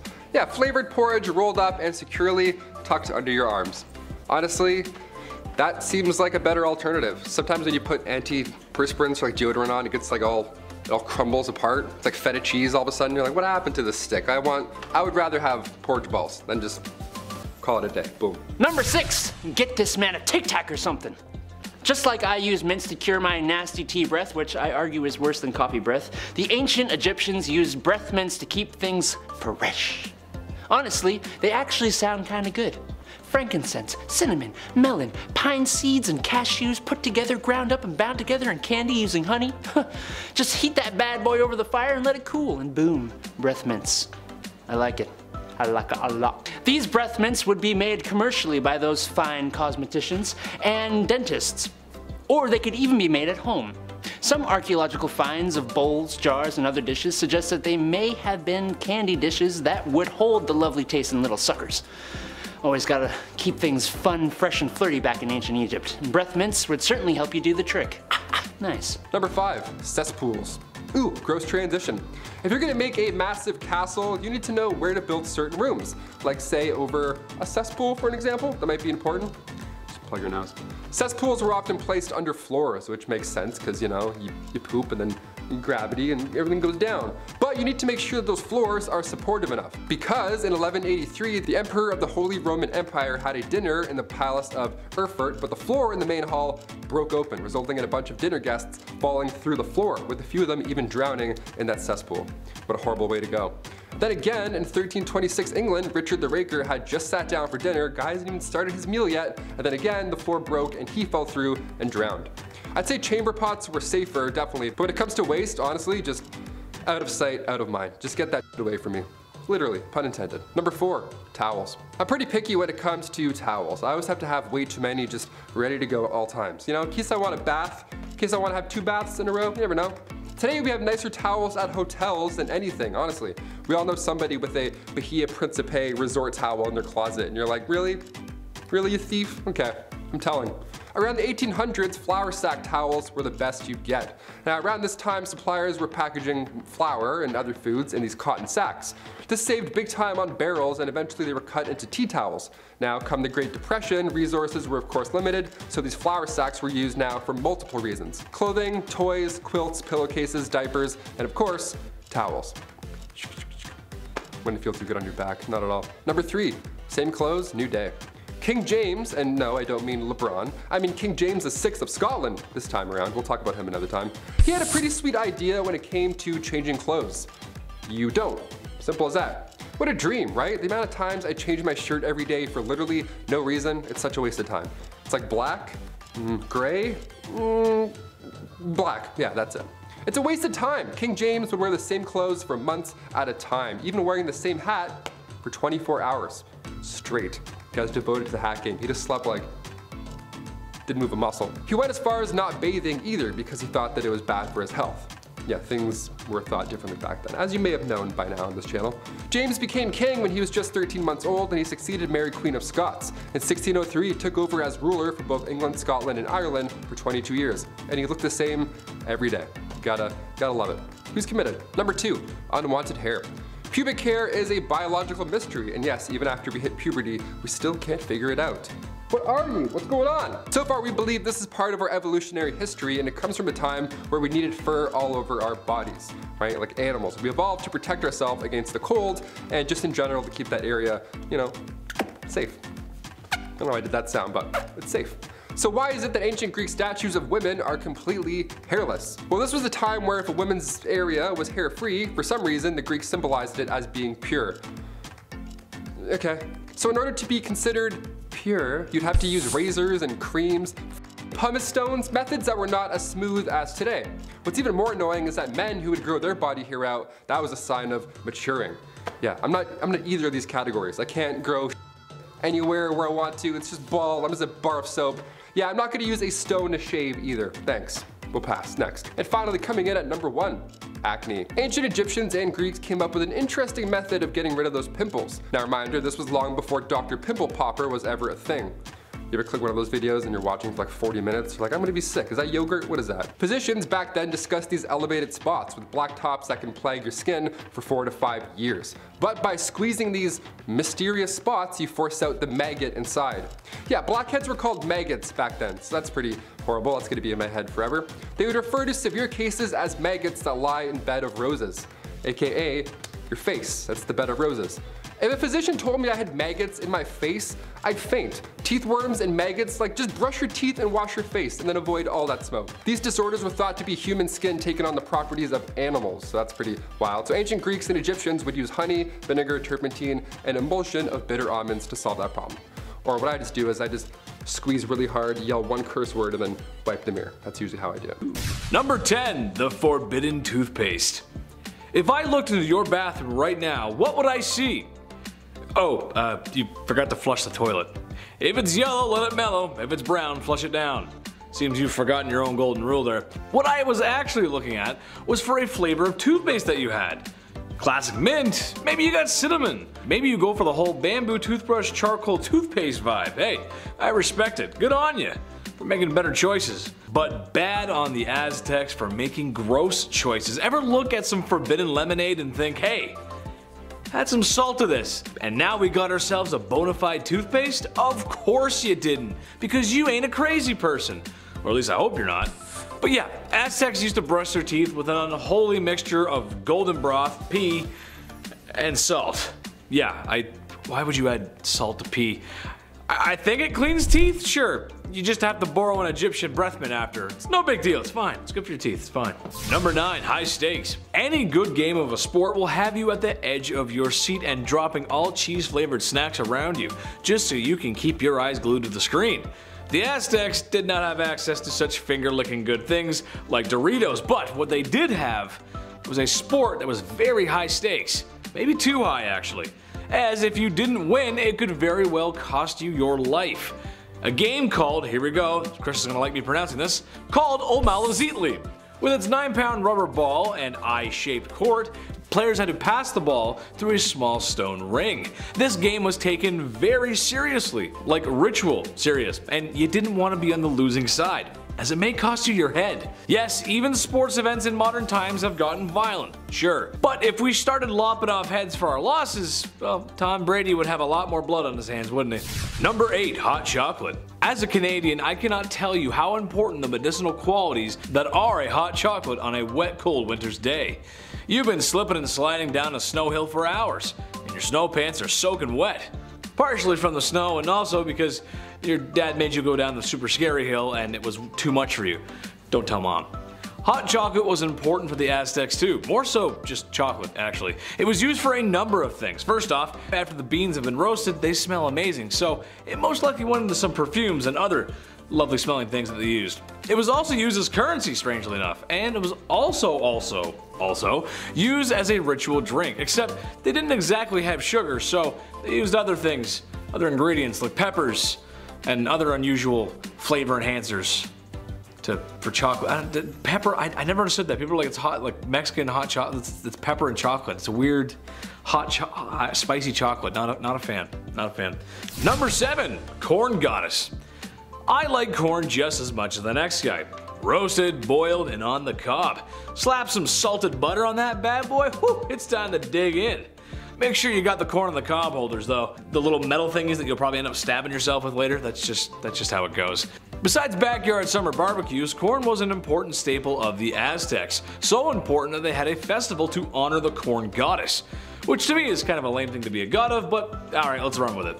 Zilonan Festival had the women let their hair loose and green corn placed in it to honor the god, the corn god.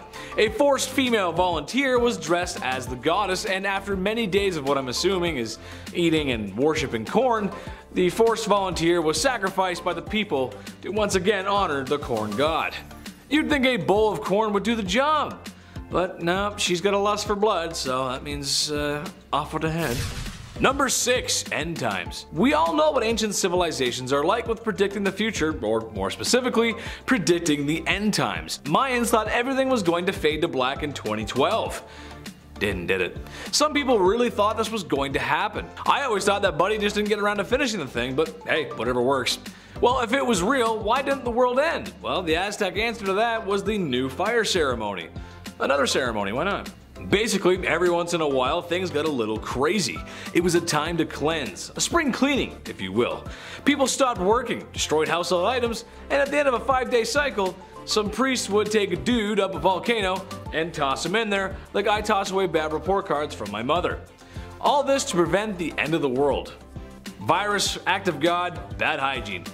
Whatever it was, just good old-fashioned blanket solution.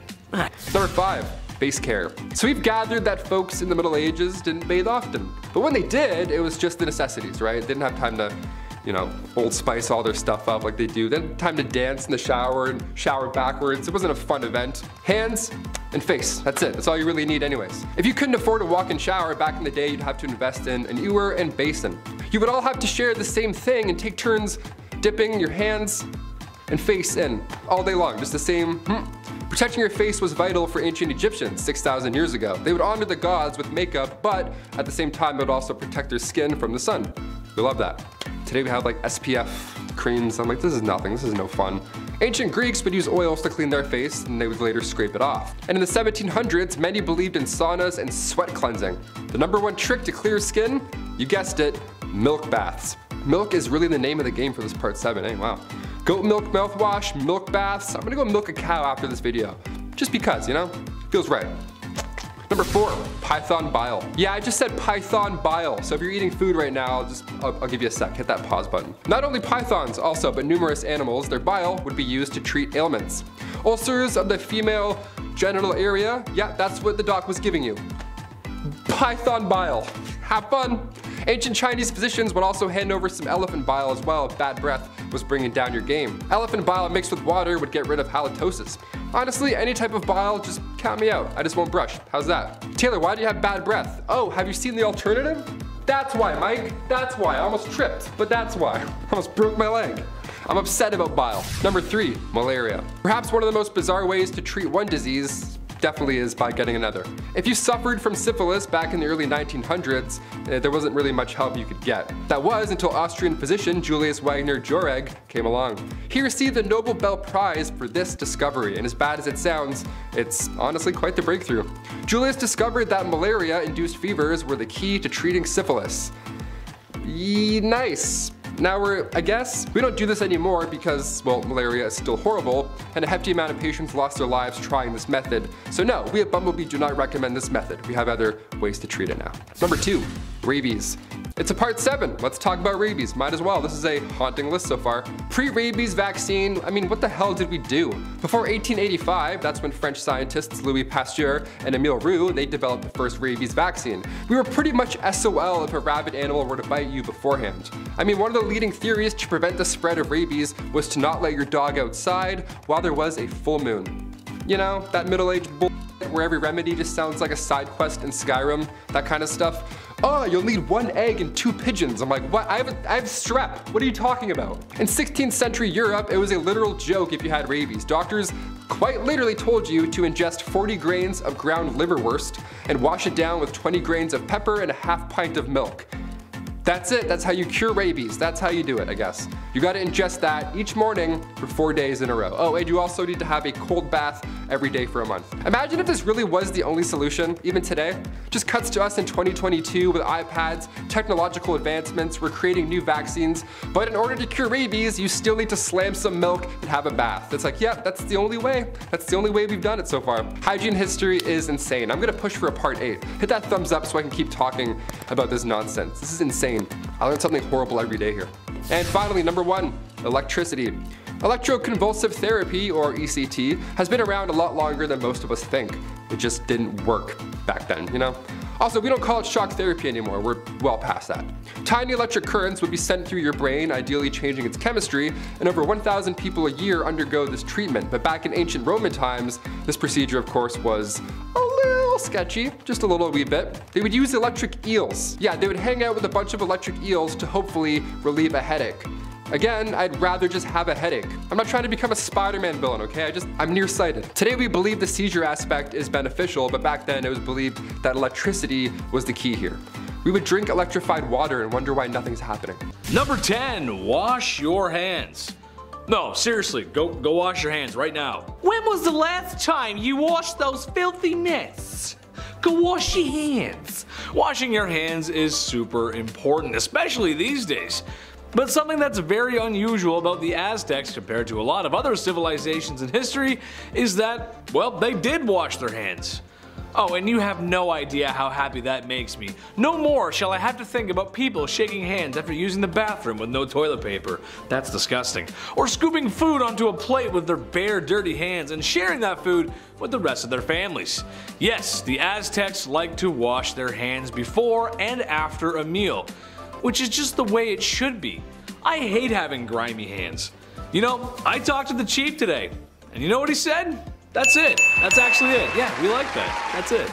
Number 9, Aztec barbershop. It must have been quite the sight for Spanish conquistadors to land upon the shores of North America and then come to bear witness the Aztec civilization in all its glory. Something noticed by the curious Europeans was that the Aztecs had what looked like a barbershop for men. After all, a healthy scalp is a happy one. Even more interesting than that, however, is women were dyeing their hair with a green herb that I'm not even going to begin to pronounce.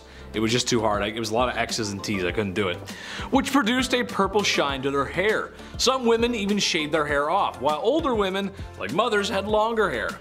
Man, it's almost as if a beautiful civilization was starting to flourish. Well, I'm sure nothing bad ever happens to the Aztecs, right? Number 8. My heroes. Let me create a scenario for you. I like creating scenarios. Let me create a scenario for you. You're on the way to a certain event that is very important in the big city. Maybe it's a new job, a new summer fling, or something that requires dry pants. But now your stomach is acting up. It's big angy. Your stomach's making sounds that are becoming more audible, and you can feel soon you will require a bathroom. But you hold it in. I can make it past this event and then go, you say to yourself. No problem. But now you've got cramps, sweats, and you're getting anxious, as you know that DEFCON 1 is approaching. You now have to make a decision to make a rush to find a bathroom, or be late for your event, or take a gamble with your underwear and dignity.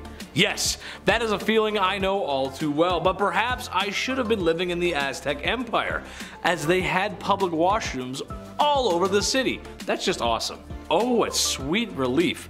As if that weren't the most unusual, they also had citizens cleaning the streets, which is pretty unusual for the time. Yes, cleanliness was very important to the Aztecs, and honestly, I think there should be public toilets on every street corner. Please, sometimes I gotta go. Number 7. Thirsty. After a trip to the public washrooms, you may need a drink of water to rehydrate yourself. I mean, come on. I know I could use some hydration after that. Sometimes it gets really sweaty in there. Well, it's a good thing that the Aztec cities had canals, and not just the kind of canals a small Italian gentleman drives a boat through on Valentine's Day, but canals that handled both transportation and irrigation. Aztecs knew just how important water was for life, but perhaps most unusual about the Aztecs is their night soil collectors, which honestly sounds like it's hiding something just in that name. Night soil. Basically, they were beta garbage collectors who used canoes to transport this night soil to farms for fertilizer. And yes, night soil is exactly what you think it is. Poop! But it's unusual for a civilization to be so conscious of where their waste goes. Don't believe me? Well, how about this summer we all get together, we all go up to New York City and take a dip in the Hudson River. Yeah, not many takers, didn't think so. They were doing their best with what they had. And if women don't find you handsome, they should at least find you handy. You know what I'm saying? Number 6, ye olde dentistry. Look, every time I find a decent dentistry fact, I slap that bad boy in here like a D-based infomercial host with a surprisingly effective kitchen gadget. You're gonna love my nuts. Remember that guy? This is just one of those facts. Do I have a fear of the dentist? No. No, I don't, because my dentist is nice and has all the modern amenities to make me feel at ease. A comfy chair, laughing gas, and putting Peppa Pig on the TV because I'm a big baby. Goo goo gaga. However, no amount of any of those things I mentioned can prepare you for the dentistry before the year 1900. It was crude to say the least, but hygiene is hygiene, and you gotta keep that mouth fresh and clean. Tooth infections were fixed with rubbing charcoal in the affected area, and if that wasn't enough, a super safe mixture of snake venom and vinegar was used. What? Okay. Who was the first guy that discovered snake venom had such healing properties? Probably the same weirdo who first milked a cow, if I had to guess. Aztec dentistry included fillings and tooth removal as well. Also, ladies of the evening dyeing their teeth distinct colors, so then you know if you know. You know? Look at my red teeth, boys. Number 5, urine deep. Turns out we used pee for a lot of things back in the day, and today we still do? Question mark? The Romans used urine to wash their clothes, and even more impressive / gross is the fact that they used urine to help with inflammation, burns, or skin disease. Yeah, pee was the #1 trick. Get it? Number 1? Okay, we'll move on. Best way to whiten that smile was not a Crest white strip, but rather a facial mask dipped in the mellow yellow. Just pee. This is so gross. We mentioned on this channel before that Gladiator sweat was once bottled and then sold. Well, their pee as well was sold as this beauty product. Clean out those pores with a drop of Igor. Get it while it's hot, folks. This is extremely gross, obviously, but it does make sense. The ammonia in urine kicks stains away for good. That's why they would wash their clothes in the same way. Now we get it. History. Gross. Number 4, rush plants. Today we use chic shag carpets that, you know, really tie the room together. Sips White Russian. But back in the olden times, they used something called the rush plant to pad their floors. But the thing was, this layer of dense plant material was a breeding ground for nits, ticks, and other creepy crawlies. It was a really unsanitary situation, but well, like, what else were you supposed to do? However, this kind of flooring made them vulnerable to disease and infection. The reason being, as these floors would not be renewed for sometimes 20 years, the bottom layer, left undisturbed, would accumulate a lot of really gross stuff like animal droppings, feces, the piece of grizzle you dropped that one time, fish scraps, whatever. So it was just not, it was like basically a swamp down there. Number 3, royal bum. The groom of the stool is a little bit different than the groom of a wedding. It was perhaps one of the worst jobs to have, but, pun intended, it's one of the most important roles. The groom of the king's close stool was a position created during King Henry VIII's reign. Their job was to wipe the king's butt. And if that doesn't sound horrible enough, this poor lad would carry the king's stool with him, like on his back, like a JanSport, and then monitor the king's meal times, and they would plan their day around when they thought the king would take a shit.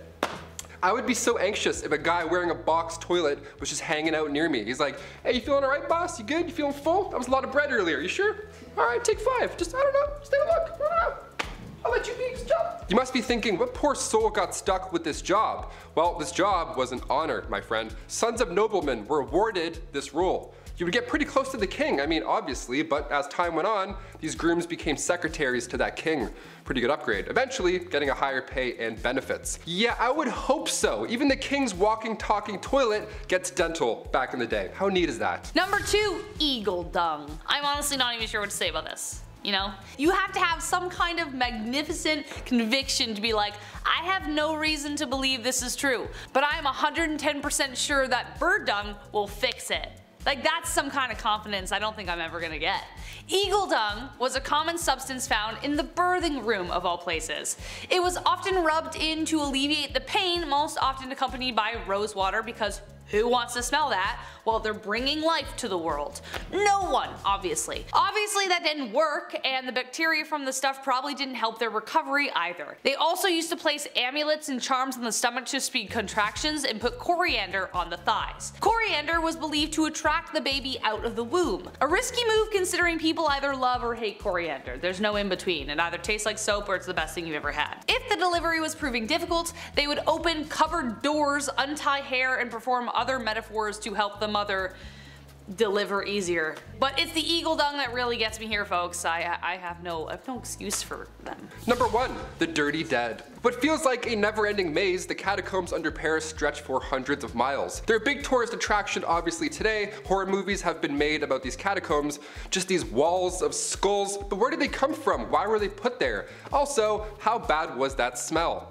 See, originally the tunnels were built for Paris stone mines, but near the end of the 18th century its purpose started to shift. Cemeteries were starting to pile up, and I mean that in a literal sense, disgusting. There was nowhere to put all these bodies, and everybody else started to get sick because of them, because they were breathing in, you know, dad corpse hot dog breath. They didn't quite know how to handle the dead in a clean way, so they just wanted these bodies out of sight and out of mind. So all these dead bodies that were laying in alleys or on the side of the road, they were gathered and then tossed under the city in these tunnels. These tunnels have been there for centuries before them, so you might as well put them to good use. And by good use, I mean let's just stack skulls in an orderly fashion and terrorize civilians for centuries to come. Beautiful. Number 10, pea toothpaste. We're starting off strong. The Romans were an impressive people. They built the aqueducts, the Colosseum, the Senate, and I heard they didn't even build that in a day. Their society had a lot going on. Romans cared very deeply about their appearance and put a lot of effort into looking as nice as possible. And what better place to start than with a winning smile? Romans might not have had any toothpaste that dentists recommend, but they had something far more natural. Romans used liquid gold to whiten their smiles. There's a lot of ammonia in pea. It's an all-natural teeth whitening tool. You gagging yet? Thinking about that? I'm not gonna be able to make it through this video. It wasn't just used for dental hygiene either. The Romans had a lot of fun, creative uses for their pee. They would buy bottles of Portuguese urine and use that as like a little rinse, a little mouthwash. I'm actually gagging talking about this. Importing bottled urine became so popular that the Emperor Nero taxed the trade. The ammonia in urine was thought to disinfect mouths and clean up your teeth, and remained a popular mouthwash until the 18th century. They also thought that it helped with hair loss or skin care, and was used for staining and softening leather. From just tip to toe, you could find yourself covered in pee. It was a convenient catch-all for all of life's problems. Toothache? Pee. Open wound? Pee. Hair's dry? Pee. Thirsty? Let's move on to the next point, okay? And if you're looking for way more disgusting things throughout history, you already know BumbleBee has all of that and then some. We've got lists on just about every gross and wild thing you can think of from all these different periods of time. So hit subscribe. Please make sure you ring that little bell as well so you get all the up-to-date buzzes, but do that at the end of this video because I got 9 more crazy hygiene practices coming for you right now. Number 9, fleas in your wig. During the 17th and 18th centuries in Europe, there was very definitely one hair hairstyle that was significantly more popular than others. You already know the one I'm talking about the classic, that Washington look. A powdered wig really was the finest thing you can put on your head. It's a bit bizarre looking back on it, imagining that everyone was looking like Mozart all the time and that was the coolest thing you could look like apparently.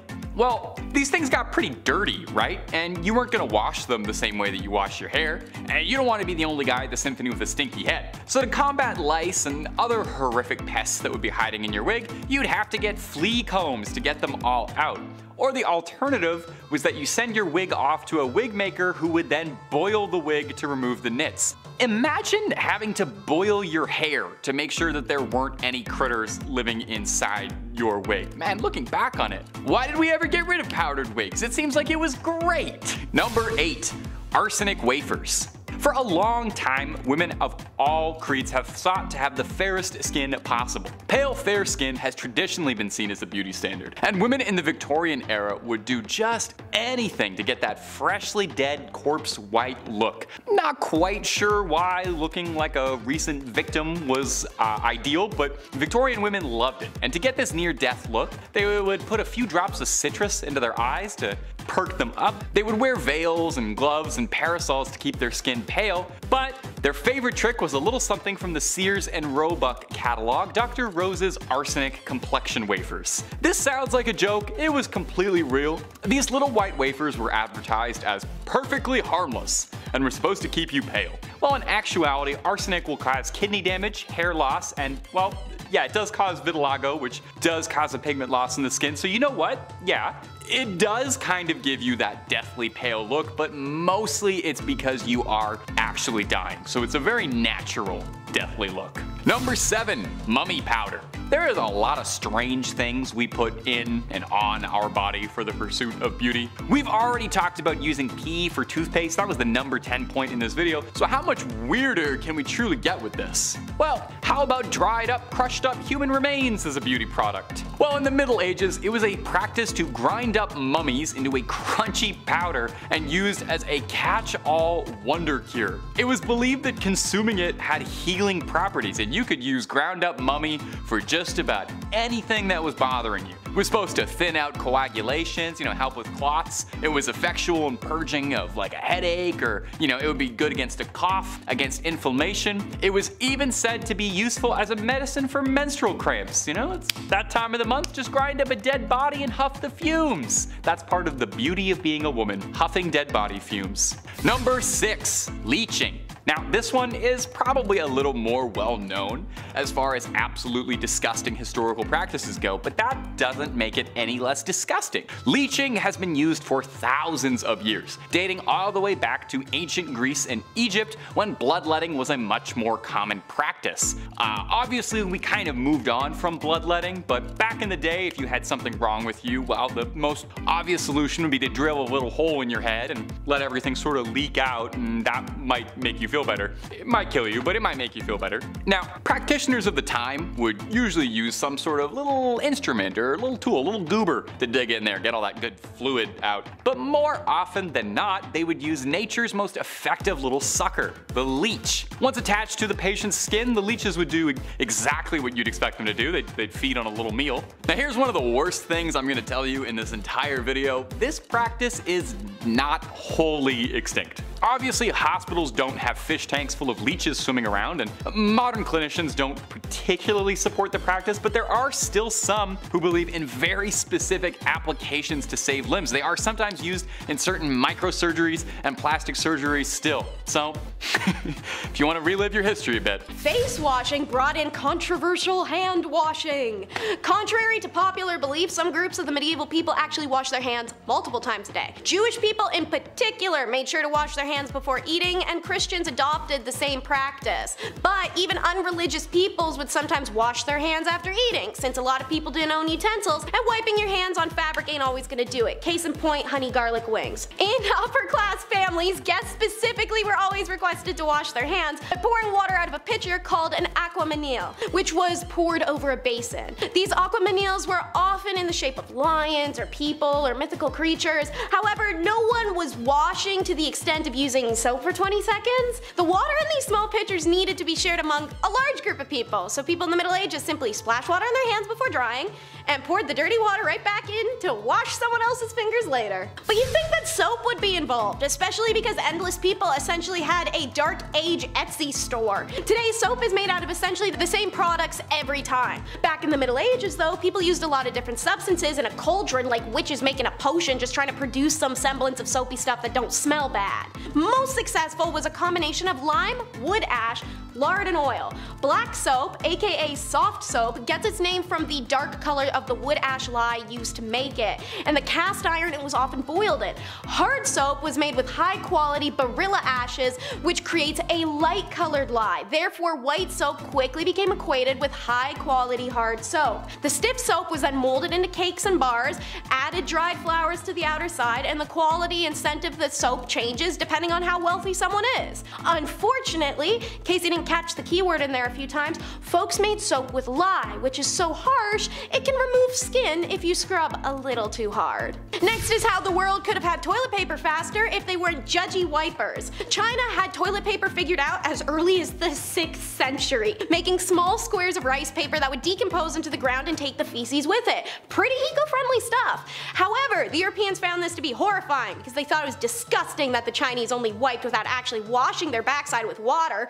Meanwhile in Europe, they're using a communal sponge on a stick that sat in a bucket of water that wouldn't be changed all day, so please tell me which is more unsanitary and horrifying. In medieval Europe, people sometimes used devices called gonfas, or a gonf stick, as well as a torchicule, or a torch cut. The gonf sticks were sponges on a stick as described, while the torchicule was anything to wipe the bottom, like straw or moss or leaves or wood, you know, the basics. Who has time to care about eye bags though when you're walking around wearing a gag preventer nose bag? Even though medieval people cleaned their bodies a little bit more than you'd imagine, that doesn't mean the towns were sparkling clean. When you stepped outside, you came face to face with human waste, rotting food, and trash-riddled streets. Horses regularly relieved themselves on the street, as did the live animals in the markets, and so did the people. Also, animals just kinda died in places and people would leave them there. Add in the smell of mold from straw houses and the smell of diseased human or animal skin, and sometimes even corpses. These bad smells were at their worst in cities and large towns. Things were so incredibly smelly, people nearly gagged, especially when it all began to bake under the hot summer sun and heat. So in order to combat the smell, some people wore nose bags, which were fabric-like masks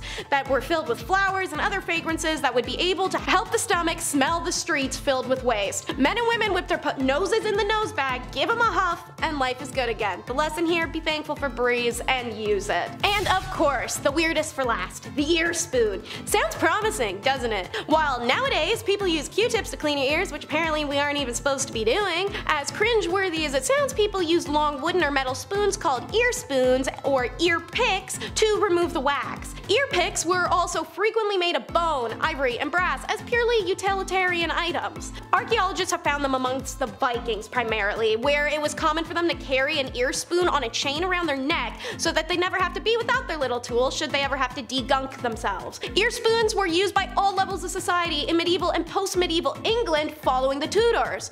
The 17th century English knew about plaque, which they called scale, and they were encouraged by their doctors to scrape their teeth frequently. So these little doodads expanded to include that purpose. And how could I not mention that while a tailor normally would use beeswax to coat thread and make it stronger and easier to use, with no bees available, earwax would do. As gross as it may seem to us today, earwax was worth saving and selling. Kicking off our list at number 10. Seam squirrels. I love squirrels. Being Canadian, we see quite a bit of them. They're a little too friendly for me at times, but they're great. During the Old West era, seam squirrels were, well, not what you think. Personal hygiene was not a priority for many people back then, obviously, and lice infestations were unfortunately quite common. Now, the type of lice that affected people during this time was commonly known as body lice, which is pretty horrible. That could be found in the seams of clothing, hence the term seam squirrels. Yeah, not actually a scroll at all. It's just body lice. Gotcha. Body lice, of course, was a major problem during the Old West era, and they were responsible for the spread of diseases like typhus, trench fever, and relapsing fever. Relapsing fever? I haven't even heard of that one. That's terrible. These diseases were often fatal because, ye Old West, and many people in the Old West succumbed to them. To combat the spread of lice and the, one of many diseases that they carried, people in the Old West often resorted to extreme measures, such as burning their clothing or even shaving their heads completely. That's why you see old cowboys and they look like they're stressed. They have no hair, their clothes are just gone. You're like, what happened? Lice. Lice happened. Some people also used remedies like vinegar and kerosene to try and kill the lice, so yeah, it was a rough time either way. Overall, lice infestations were a significant health concern during the Old West era, and they played a significant role in the spread of disease. Yeah, it wasn't just rats in the medieval era, it was also lice, which is even grosser in my opinion. Number 9, Old West dental. I could use some Old West dental recently. I'm chewing on one side right now, you know what I mean? In the Old West, dental hygiene was not a priority for everyone. They couldn't afford it. And also, dental care was often very sparse. You couldn't really find it anywhere for that matter. People generally didn't have access to modern dental tools or products, and many did not have regular access to any dentists at any point in their life, which is a sad but real fact. That would suck, I'm terrified. However, there were some basic dental hygiene practices that people in the Old West may have followed to keep their teeth, somewhat in their heads, keep their gums not rotten. Didn't do much, but did something. There were toothbrushes. Not many, but wasn't as good as Oral-B. There's some stuff. More often than not, you'd have to use twigs or chew on mint, that kind of natural survivor stuff. Some people may have also used a cloth or a rag to rub their teeth clean. Yeah, don't forget your tooth cloth before you go on vacation, I guess. Gotta and then put it back in your pocket. Your old woody teeth, gotta rub those. Access to professional dental care was limited in the Old West. Some towns, some had dentists, but all they did back then was just pull out the problem. They didn't give you a crown. They're like, which one hurts? All right, get out of here. All without anesthesia, so that's a great time. You're gonna remember all of it. Other options included a community toothbrush, which is hilarious to think about and also so sad. Yeah, some public establishments had a public toothbrush. Can you imagine? Go out, have a little brush, check your teeth. All right, cool. I'm gonna go back to the bar. I'm gonna be sick. I'm gonna actually throw up right now. Number 8, no spitting. Spitting was a common habit back in the Old West. You see it in movies and parodies. They're always spitting on the ground and stuff. Well, it's because it's real. It's a real fact right there. It wasn't officially outlawed. However, many towns and cities did prohibit spitting on sidewalks and inside of public buildings because, yeah, please don't do that. Thank you so much, sir. This was largely due to concerns about hygiene and, of course, like I said earlier, the spread of disease. In addition, spitting was considered rude and uncivilized behavior. Yeah, of course, and many people were offended by it. Middle of conversation, guy just spits in between your feet. I'm like, wait, don't do that. Please don't do that ever again. Some businesses even had signs asking customers to not spit on the floor. Can you imagine what kind of shithole you're in? You have to ask people not to do that. There was also social norms in place that discouraged spitting in certain situations. For example, it was considered impolite to spit in the presence of a woman or in formal settings, which, yeah, I agree, still do that today. That's great. Despite these efforts to discourage spitting, it remained a common practice among cowboys, miners, and other workers in ye Old West. They're like, yeah, I have shit in my mouth. I don't know, we don't have water. I'm gonna spit. Sorry. Number 7, communal towels. Ugh, this one's so rough. It's exactly what you think it is. It was a ride. Today we have paper towels that you pump like 13 times just to get a little sheet. Or sometimes, if you're lucky, that Dyson air drying thing where you just dip your hands in for like 13 seconds and then it's done. You're like, oh, the future is here. That's always fun, that one. Back in the Old West, communal towels were often used in public restrooms and other shared spaces. Yeah, just one towel for all. Just to dap off everything that's wet or damp back then. Ew. These towels were usually made of cloth and hung on a rack for multiple people to use just in public, like it's your bathroom. While this may seem unhygienic by our modern standards now, it was a common practice at the time. So yeah, I don't know, we can laugh a bit, I guess. People were generally less concerned about the spread of germs and diseases back then, and communal towels were convenient and they were a cost-effective option for public spaces. However, with the rise of awarenesses about hygiene and germs and all that nasty stuff, the use of these towels eventually fell out of favor in the earliest 20th century. Thank God. Imagine dapping off your lips after eating some wings with a communal towel. Some cowboy just, and then he, and then you come in and wipe your, that's so gross. Number 6. Hair care? Yeah, I added a question mark there because, I don't know, not much TLC going on top back then. Throughout history, people have used a variety of natural ingredients for hair care. Nowadays, guys have it too easy. It's like Axe 5-in-1 It's like hair, armpits, legs, feet, all like, no way you can do all of that. Popular methods in the Old West were whiskey and castor oil. Yep, all on your big exposed head, right in the sun, there you go. Pantene Pro V wasn't a thing then, so folks were rubbing their heads clean with castor oil. That's a nightmare. Whiskey was believed to help cleanse the scalp and often promote hair growth, while the castor oil, that option, that was thought to moisturize and condition the hair. So that'd be a fun 2-in-1 back then. That's great, put that in the stocking. These ingredients were readily available and most importantly, they were affordable, making them popular, but also realistically, it was their only option. Guys doing whiskey, he's like, yeah, let's clean it up, clean up top. It's so hot. It's like, ugh, really burns. Number 5, lice. Yes, while we're talking about hair care, why not touch on the subject of lice? It's a problem everywhere, not just in your elementary school. Ancient China had lice problems just like ancient Egypt did. While almost everyone chose the path of baldness in Egypt, it was not so in China. No, other than honey locusts and rice water to clean your hair, one of the common practices to deal with lice was to, well, it was to eat the lice that you picked out of your hair. Hey, grub is grub, but I think I'd like to move on from this topic now. Let's get the heck out. Number 4, poo-poo stick. I'm sorry that we have to talk about this, but actually, you know what? I'm not that sorry. Just as it does now, going to drop the kids off at the pool in ancient China left you with the task of cleaning yourself up afterwards. Wiping your bottom. That's what I'm talking about.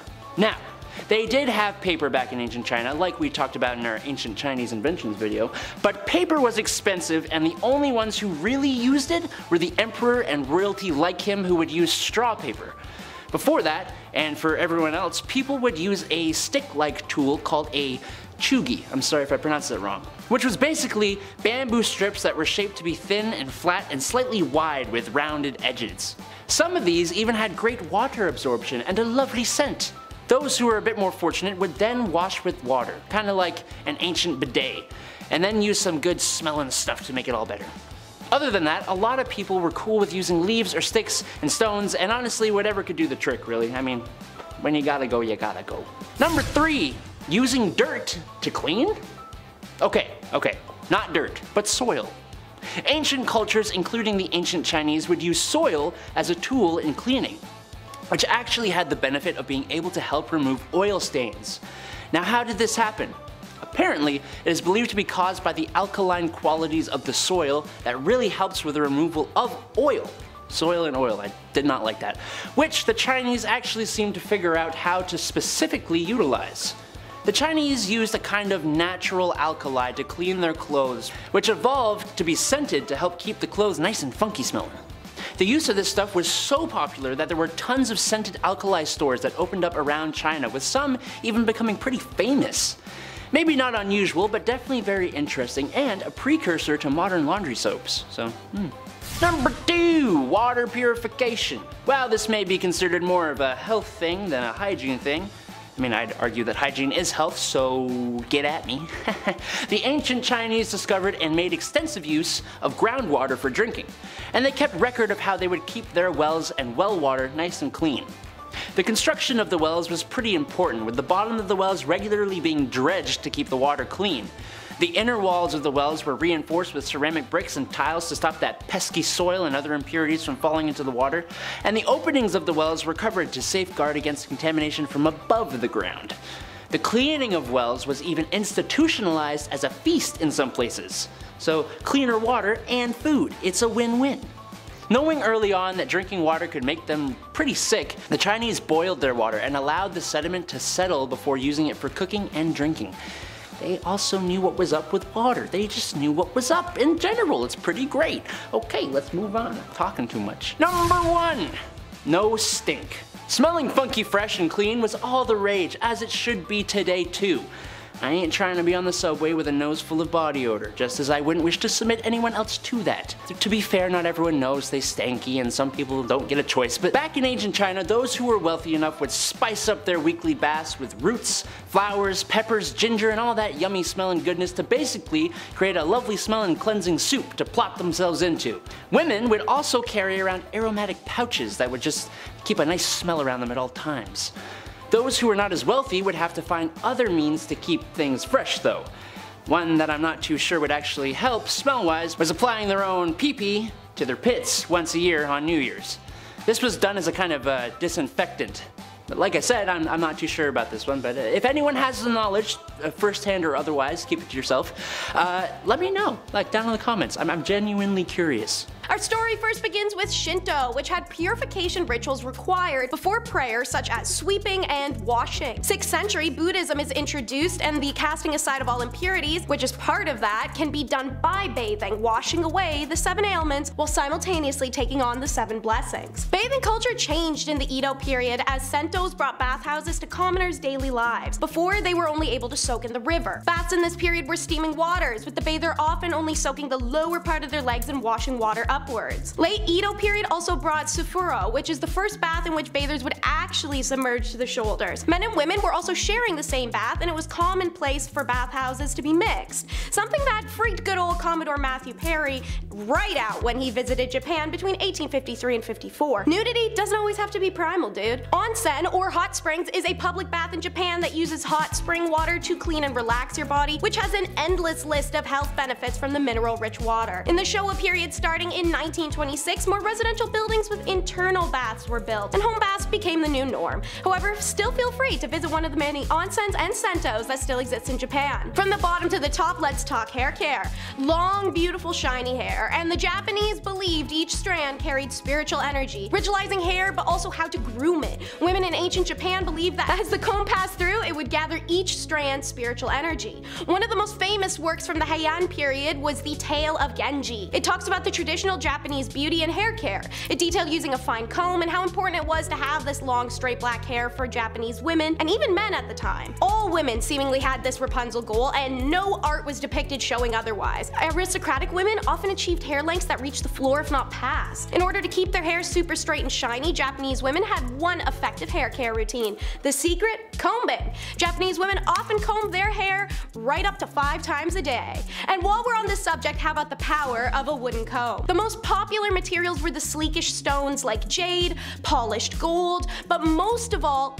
boxwood. It's naturally oily, so the combs are anti-static, avoid breakage, and are gentle on the scalp. Traditionally, boxwood combs would have been created from trees only after they've turned 35 years old. The wood is harvested in August or September when the weather is hot but the humidity is low. Then it's dried for 3 years. The process from start to finish can take up to 60 steps, and the Japanese government officially recognizes close to 200 traditional national industries, and comb making tops the list to this day. Traditionally, women would be given a set of these combs when they married. They are used to create every possible hairstyle, from a slick back top knot of sumo wrestlers to the perfectly precise updo of a geisha. Even to this date, every 20 years, boxwood combs are sent to the Ise Shrine in Japan, where they're ritually burned in sacrifice to the sun goddess. But there's more to it than just the comb. It's all in the tsubaki sauce. In Japan, tsubaki oil was used for thousands of years as a cooking and machine oil. However, on Oshima Island, the women who harvested the oil were noticed to have long, beautiful hair and radiant, clean skin. Naturally, they'd been using the oil harvested from the tsubaki nuts on their hair and skin since it was all over their hands from working. This news flew, and suddenly far and wide, Japanese women started using tsubaki for beauty purposes. Science time! Tsubaki oil contains a very high level of oleic acid, which will control the water loss while making your hair softer and more pliable and minimize shedding. Linoleic acid in the oil stimulates hair growth, maintains healthy scalp conditions, and improves moisture retention. Tsubaki oil is non-greasy and an excellent all-around moisturizer for hair and skin. Its excellent emollient properties keep skin and hair supple, and tsubaki also features prominently in the art of traditional patterned Japanese designs.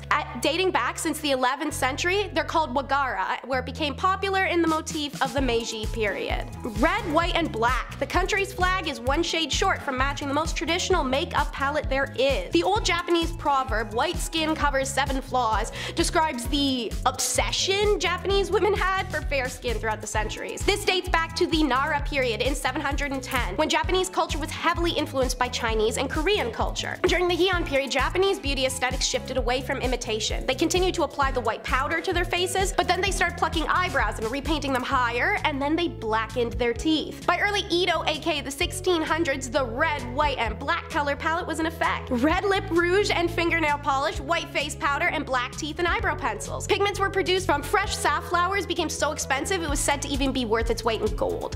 During the 1800s, women began to focus more on the health of their skin rather than just the appearance. A beauty manual published in 1813 described desirable skin as being moist and naturally colored. In the late 19th century, the women's suffrage movement began to take hold across Japan. As women began to advocate for protection against oppressive patriarchal practices, the concerns for beauty began to change, and workplaces and schools began to drop requirements for makeup. And finally, from the 1980s, beauty started to move away from emulating the West. More Japanese women were able to represent their own Japanese identity internationally. Models like Yamaguchi Sayaka, who made it onto the international scene, served as inspiration for young Japanese women to embrace their own beauty. But I know I can't breeze by something I'd mentioned, so. Number 5. What? I didn't have any corn! Austin Powers reference for you.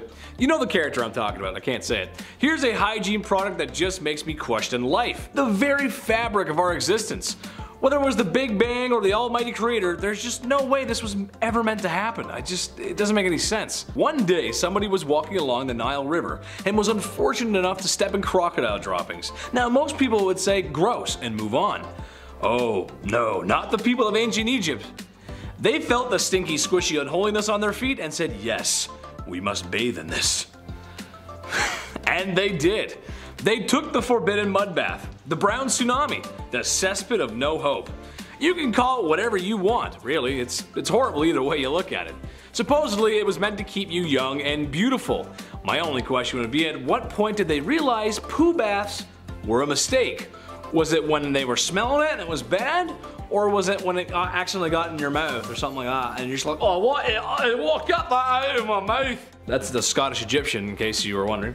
Number 4, waste removal. This one is kind of a broad stroke, but hear me out.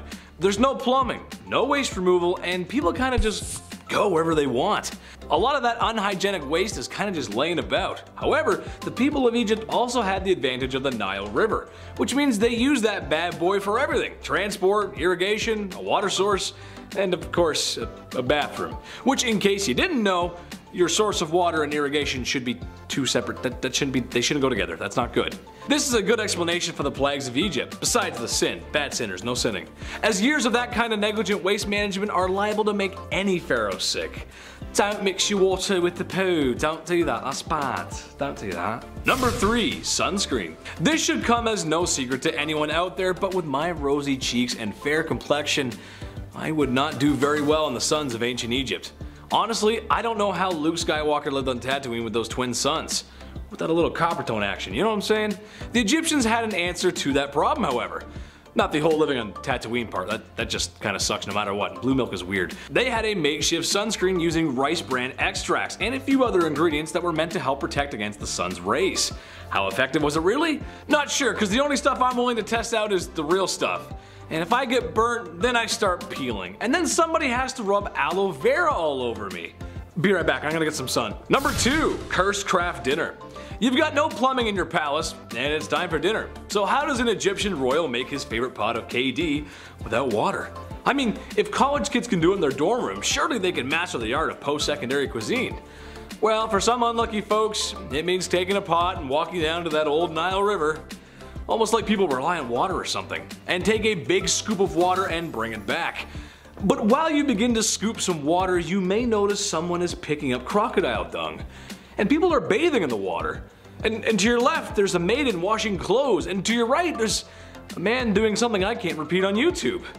Oh well, time to scoop some more water up and consume this clean, nice water at home. Oh, this is the best. Tastes like the village. It's nice. Number 1, pink milkshake. Does it still count as hygiene if you ain't breathing? I say yes. Besides the pyramids and maybe the Nile, mummies are the most famous things about Egypt. And in a weird way it is hygiene. Hygiene for the afterlife. When someone super important passes on, it's time for a little game of operation. Stomach, liver, intestines are removed and put into jars. You never know when you might need that next.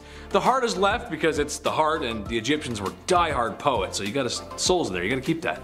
The most grim process to me, however, is turning the human brain into a forbidden milkshake by mashing it with a small spike and then draining it out in what must have been the grossest waterfall ever. Oh god, oh god. That's so gross.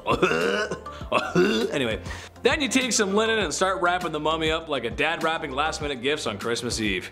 Bada bing, bada boom, there you go. Buddy is prepped for the afterlife. Don't mind me, I'm just gonna be sick from the brain milkshake. Ooh.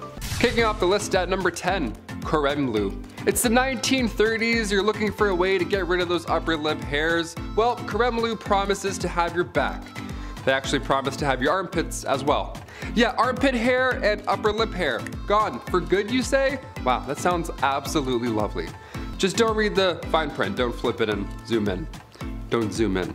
This cream was applied to the upper lip, but side effects caused hair loss all over your body. And sometimes users would suffer from paralysis. It was on the market for $10, which back in the 1930s, that's a lot.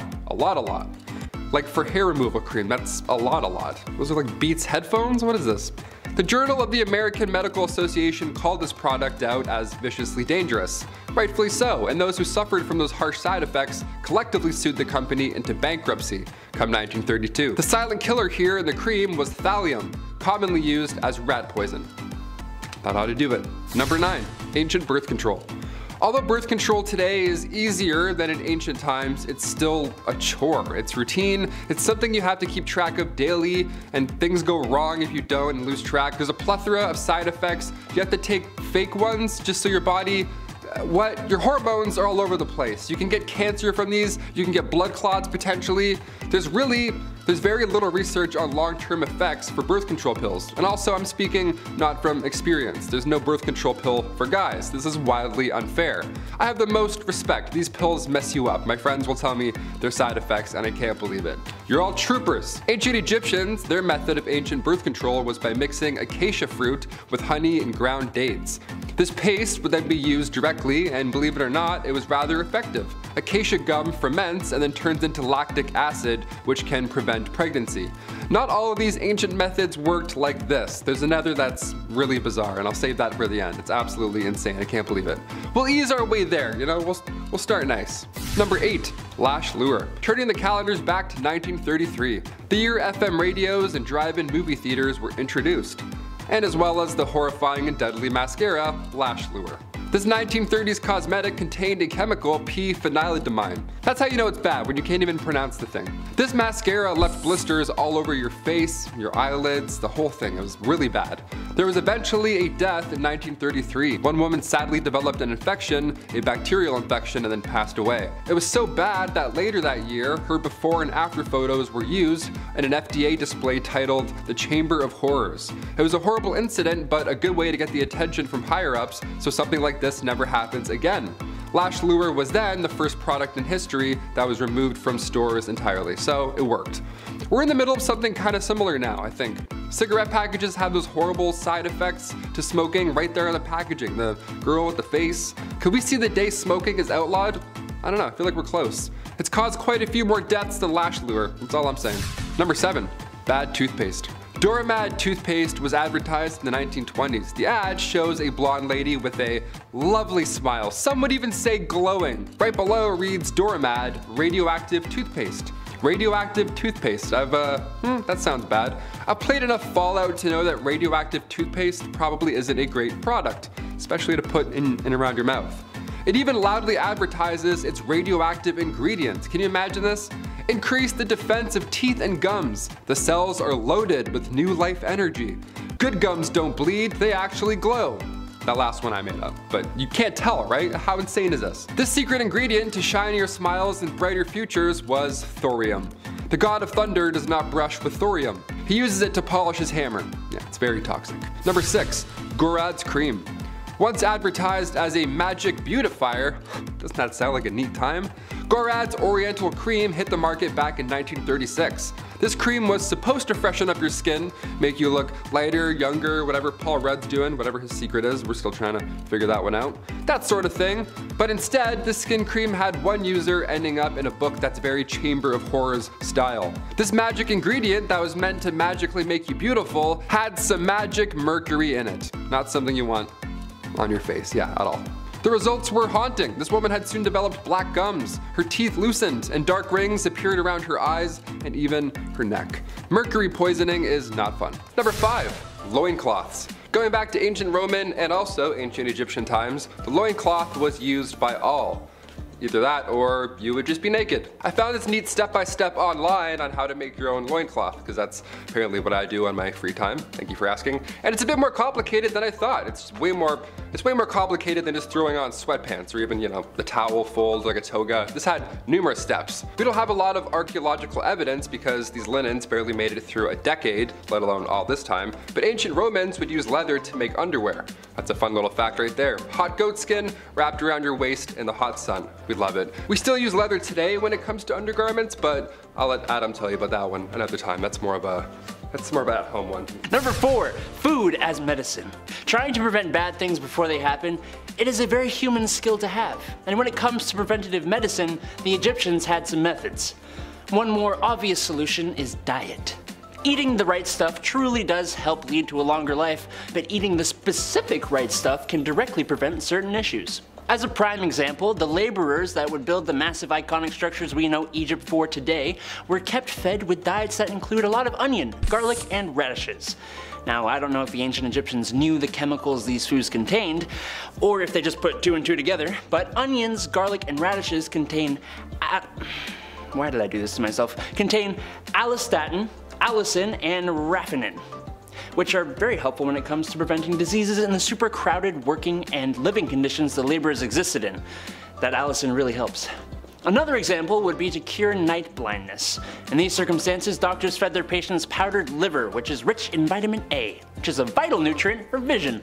Again, I don't know if they knew it contained that specific thing, or if they were just like, I ate liver and I can see better.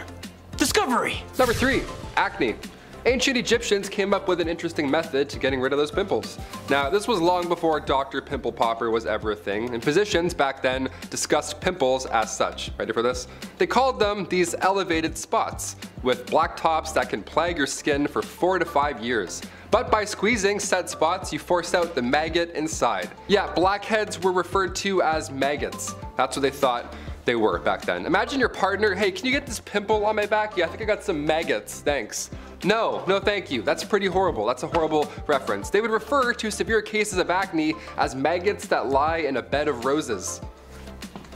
I would faint. I would be so sick. If a physician told me I had maggots that lie in a bed of roses anywhere on my body, I would throw up. I'd pass out. I'd be so upset. Dermatological disorders were thought to be human skin taking on the properties of animals. Yeah, you have common acne, maybe you're turning into a pigeon.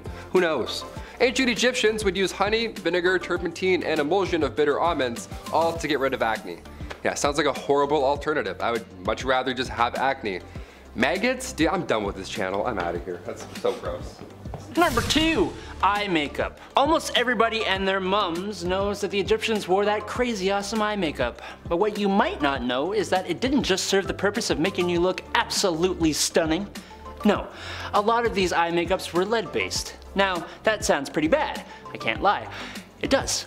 And it likely was for some, but it was possible that it boosted nitric oxide by up to 240% in cultured human skin cells. I don't know what cultured human skin cells means, but that's the quote. If you know, let me know down below. What the heck does nitric oxide do? Well, that I do know. It helps to boost up your immune system to fight diseases, which, guess what? That's pretty important, especially in the marshy areas around the Nile where eye infections are actually pretty darn common. What's cool is that research suggests the Egyptians actually knew that and specifically synthesized the makeup for this purpose. Neat. Finally, number 1, mummification. Back in the day, mummification was common, and even today we're finding more mummies. Like literally last month we just unraveled 6 more. It's crazy. We're uncovering more ancient history, which is great, but how exactly was this process done? We're talking about back maggots and stuff. What did they think about this? How did this even begin to be a thing? Well, it wasn't cheap. For starters, being mummified was reserved for the rich. It's a pretty brutal process as well. What you would do is you would put a hook, or well, they would put a hook in your nose after you'd passed away, and then they would pull out your brain and all that just squishy stuff, just out all through this thing right here. And then they would cut the left side of the stomach open, remove all those goods, all the organs, boom, see ya, gone. And while those are drying, you would put your lungs and liver in jars. And then you would put the heart back back in the body. And then you would wash the insides out with wine and spices, all that stuff. Turpentine, turpentines, all the timantines, just all in there washing it out. Then you'd cover the body in salt for 70 days. That's a long time. But around day 40, you would stuff it with sand. Now come day 70, finally, that's when you wrap them in the mummy bandages. Then the sarcophagus awaits forever, really. And there's just jars of organs also stored in your burial chamber. Now we don't do it. It's not as fun anymore. We don't put our organs in jars. We don't stuff anyone with sand. We should. You know what? We should bring back mummies. Let's just do it. I think it's time. Yeah. And coming in at number 10, baths. From bath bombs to jacuzzis, when did people exactly start warming up that cold river water to sit in for some R&R? Well, apparently the Romans were the first to think about warming her up. I don't really know if they had it in mind that warm water works better and faster to clean and rid of microparticles and had more of a oh mentality, but one way or another they did it. Were they really ahead of their time though? The first bathhouses have been discovered in Rome approximately being built somewhere in the 2nd century BC. The first of its kind, from a river of cold water to the abundance of over 500 steaming prominent bathhouses.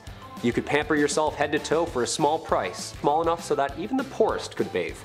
That's a lot of small business owners. Hottest water in town, step right up, step right up. The Romans came up with an idea to build a spa house thing which could be flooded and heated by the floor beneath it. With a giant fireplace inside the spa, it was lit by hand and blown through the vents under the floor. Damn, they were smart, huh? Hot and steamy and good for the body.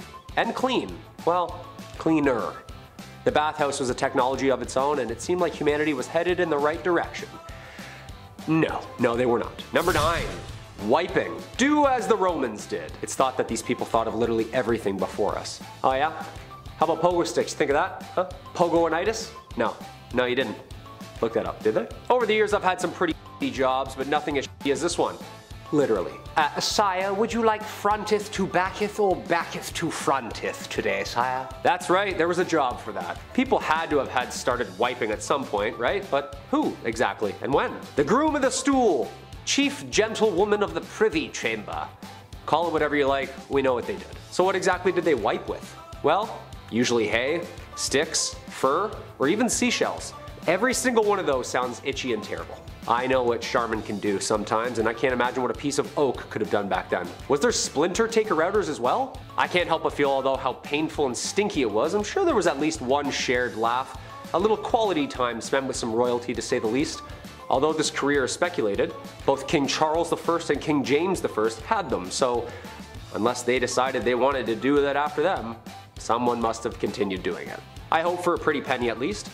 Those waste management dudes have pretty good benefits. Filing your taxes looking for a job description? Yes, here it is, wiper. Number 8, urine. Okay, is this just gonna be disgusting the entire time? Well, the answer is yes. History's pretty disgusting. Okay, this one is weird because right when we think we figured it all out, something jarring happens, like a jar of piss, and all the health benefits it had throughout history. I'm sorry, what? Well, at least they thought it did. In ancient Rome, not only was this liquid gold sold for, well, gold, it was often traded as a prominent good, sold for its multitude of healing purposes. You see, people have been using urine for thousands of years. That's right, this destructive, toxic bodily fluid could be repurposed, salvaged into many different topicals and treatments. From hair loss to your daily skincare routine, it was not only great for staining and softening leather made for shoes and clothes, it was a natural teeth whitener and antiseptic. That's right, from ancient Rome to as late as the 20th century, people have been tinkering and tailoring with their pee. Egyptians did it, Greeks did it. Urine is the body's natural antiseptic and was soon turning septic. Like the science behind this alone is what your buddy tells you, you know what I mean? Oh, rolled ankle? Yeah, just piss on it. Got ghosts? Just pee on it. The ailment for all your needs. Disgusting. Number 7, teeth. Invented in 1488 by Sir Robert Tooth. Okay, I'm joking, no. Teeth were never officially invented, but what we did for them and how we cared for them had people scratching their heads for the last millennia. We've all had a toothache at some point in our lives, so they must have had them back then. In fact, oral hygiene was utterly disgusting. I didn't brush my teeth after my coffee and I can already feel it. Ew. People's teeth were so bad throughout history that dentists were actually training and teaching each other what to do about the huge toothworm problem. That's right. Imagine worms growing inside your teeth. Well, due to the swelling and pressure, people thought there were actual bugs or evil spirits living within their sore tooth, serving them extreme pain. Nope, just an infection. You need a root canal. Oh, and actual worms and bugs living in the tooth. Yeah, you see this gray area right here? That's a ladybug, right? It's medieval England and things were pretty medieval. Right down to the surgery, and if you had an impacted wisdom tooth, well, that wasn't covered. England, 400 AD. People started this new trend of oral hygiene cleaning, but it wasn't spin brushes and floss, no, more like mint and vinegar and prayer. Just kind of swoosh it all around in your mouth and wipe your teeth with your shirt and call it another year. If you were lucky enough to rinse your mouth out at the time, then you could have saved yourself a visit to the medieval dentist chair. Well, actually just a slab of rock you sit up against and have a friend who's good at ripping. And there you go, buddy. Hey, wake up. The infection alone from the dirty tools going into your mouth is making me itchy. I feel like my breath stinks more now after I've read this topic. Anybody have any gum?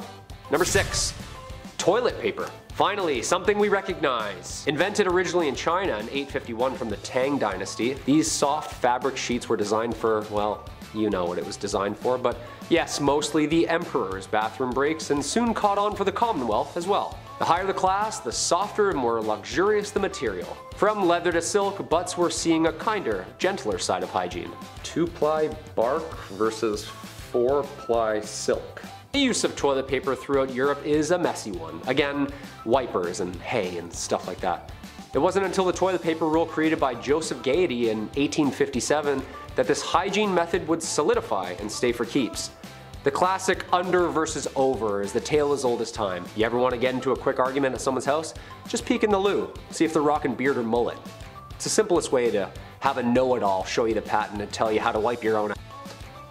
Charmin'. Nice. Number 5, bread and entertainment. Hygiene is health, and health is mental health. And that means after a long day, you need entertainment. That's why you came here, hopefully. They say that after bread comes entertainment. I feel the same. Where would my generation be if not for the ability to rewatch The Office infinitely? Aztecs have been theatrical killers, sure, but they also had a soft spot for the arts. During their crazy spring cleaning festival to save the world, you may just find the Aztecs enjoying music and poetry. Some of the poetry even survived the downfall of the Aztecs and is around today. I'd recite it, but I would need some help from Chris to help sound things out. I wonder if they had a poem for a stranger that comes from a faraway land to take all our golden riches away. Number 4. More than one way to skin a cat. Here I am talking about Aztecs, and that means I gotta talk about how bloodthirsty they were. Seriously, it's good they washed their hands because with the amount of blood on them, well, I don't have a joke for that, they just kinda got crazy with it. It's estimated that 20,000 people a year perish to sacrifice. That's way too many, dude. That's wrong. Which, if I'm being honest, those numbers probably could have helped you fight off the Spanish when they came to take everything. What do I know? Cutting the heart out of people while they were still alive, a lot of heads no longer attached to bodies, and something that's just so heinous. Texas Chainsaw fans rejoice, because the Aztecs loved a good skinning. Just a good old fashioned peel skin off. Just take it off, George. George, take your skin off. I don't know why I'm Jerry Seinfeld skinning somebody, but sure. What do they do with the skins afterward? Do they throw them into the crowd and they cheer it on? Or, cause that's just wrong, man. That's not right. That's wrong, bruv. The chief was so upset by this one that he had nothing to say, actually. The chief is speechless. He's got nothing. Number 3, multiple wives. The act of doing the deed in the bedroom can be messy sometimes. It happens. A lot of passion.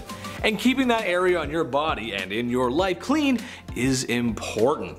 Or so says my 6th grade health teacher. I don't know, I wasn't paying attention. But you gotta think back in the day how sometimes keeping that area fresh was difficult, especially because we have no self-control and we went a little crazy with it. Take for example that having multiple wives was a status symbol, and let me tell you something, they weren't sitting around waiting for the new season of Stranger Things. They were doing as they do on the Discovery Channel. Number 2, get your money right.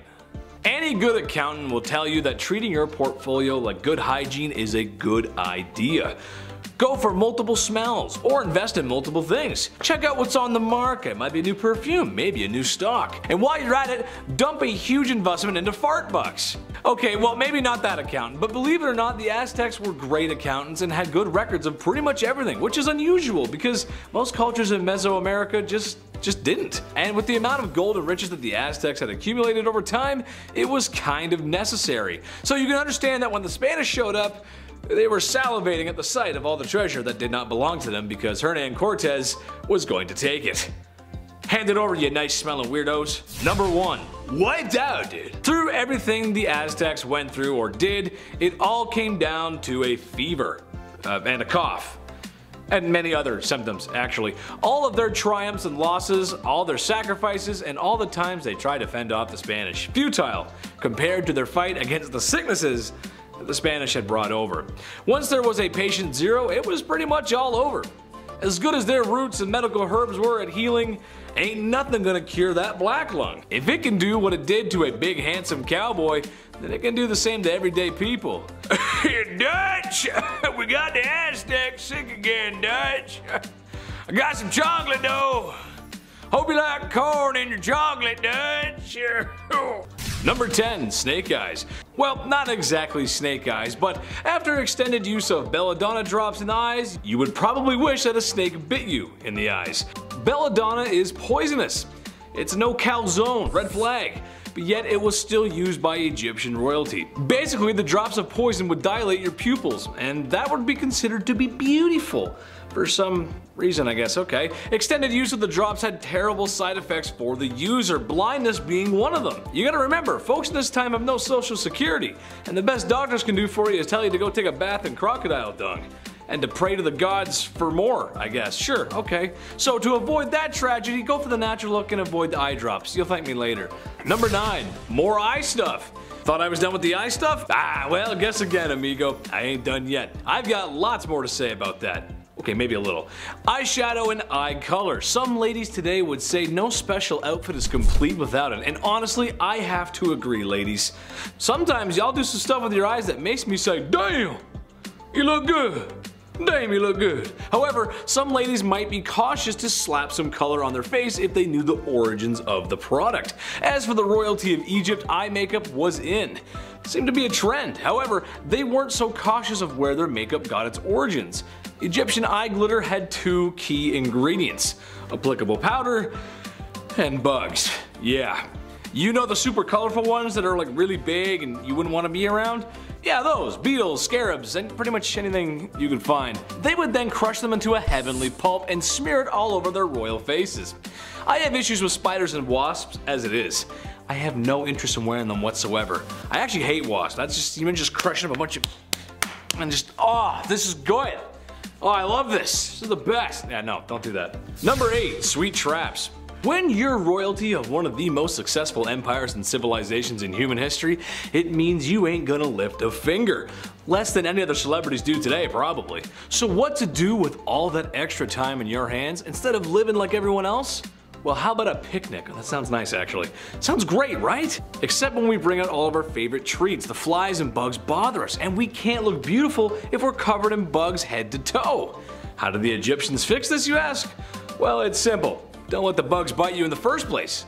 Basically, you get one of your forced volunteers, maybe a couple actually, and you slather the poor devils in honey, till they look like your favorite pastry from Tim Hortons. Place said glazed serving away from the picnic, and now you can enjoy it in sunshine and peace. The screaming of being eaten alive by bugs might dampen the mood, so just wear earplugs, it's fine. You stay over there and just get eaten, it's fine, no problem. No problem. Number 7, unhooded Sith. Circumcision is important in a lot of cultures of yesterday and today. Now at this channel, my job is to come out here every week and make you laugh. So to the men out there who still have their Jedi robes, imagine every day of your life you got sand in places that sand shouldn't be. Anakin Skywalker's worst nightmare, and honestly explains why he hates sand so much. But perhaps one of the reasons Egyptians used this hygiene service was to stop sand getting in their wiener's one-eyed bandit. There's no showers, nothing to really get it out once it's in there. That's no good. I guess you could take a dip in the Nile River, but there's too many crocodiles in there, and who has the time to jump in the Nile River when they're busy being forced to build large structures that will stand the test of time? So you better line up, fellas, or be cursed to feel like Anakin Skywalker for the rest of your life. The prequel one too, not the cool animated one, the one that whines a lot. That one. You don't want to be that one. Number 6, nice dentist. Turns out not all Egyptian dentistry is completely awful. It turns out they may have come up with the first toothbrush. Other civilizations had examples of one too, so it's hard to tell exactly, but The Egyptians had one. But one thing they did have over everyone else were Tic Tacs, or breath mints actually. Honestly, this makes a lot of sense. Imagine it was Valentine's Day, you just walked past a large pyramid. There's sand in places on your body where sand just shouldn't be. When you notice the smell of your breath, and it's something awful. But not to worry, because you purchased breath mints from the market. Yes, that's right. Now smooching with your Egyptian sweetheart can go on without a hitch. The mints were made from nice smelling herbs and mints, sometimes roasted over a fire to form little candies. An ancient Egyptian solution to an ancient Egyptian problem. Kinda like that one actually, kinda nice. Could put a mint in, it's kinda nice. Number 5, steam baths. Now looking back and learning that the Aztecs had public washrooms everywhere and had access to steam baths because of their irrigation is fantastic. I mean, come on, just think about it. You could relax after a long day in your own steam bath that's made by natural running water. It sounds like doing yoga there would make me feel more in touch with my inner chakras, and my mood crystals would glow just a little bit brighter. Imagine, you walk into a bathhouse after a long day, and then you see me just sitting there with a towel that barely fits. Well, hey there, good looking. Why don't you come on in and pop a squat next to me? I promise I don't hog all the steam. I know it sounds like an amazing time, right? The more we talk about the Aztecs, the more they sound like a perfect society. I wonder what happened to them. I'm sure it was nothing bad. They gotta be out there somewhere. Move over, fellas, I'm coming in for the steam. The steam was thought to have healing properties and was connected to their spirituality. Women even gave birth in the steam rooms, which feels like a really sweaty time. I don't know about that. There's a lot of sweat. Number 4, Bath and Body Works. It's clear the Aztecs were just cleaner than the other civilizations of the past, and honestly, I'm here for it. There's only so much a guy can say about people being stinky in the past. I mean, really, the smell must have been horrible, especially down in the nether regions. My lady, I would like to have a child with you, but the fragrance that is coming from both of our undercarriages makes me want to get into my carriage and drive it into the nearest body of water. Yes. Aztecs were making soap like it was their day job, using various herbs and plants to create much nicer smells and perfumes. However, during the rainy months, Aztecs wouldn't wash or wash their clothes in penance. But I guess 1 month isn't so bad. Strangely enough, women wouldn't wash their faces when men went off to war. I'm not sure about that one, but hey, I'll take it. Gold star for staying clean, Aztecs. Gold star. Number 3, Bath and Body Works Part 2. Okay, another scenario. You're in the 6th grade. You're sitting at a desk and listening to Mrs. Smith, and she's going over what today's art assignment is. As you begin to reach for your favorite shade of red crayon, an odor hits your nose. It's unlike anything you've ever smelled before. And it's coming from your armpit. Puberty-induced body odor. Not to worry, your buddy has a can of the finest spray deodorant there is. He hands you a black can that says Axe. You are now one of them. And you start showing up to school dances with a seafoam pink button-up shirt with the collar popped, and a Justin Bieber haircut with the hat on backwards. Yeah, that's right.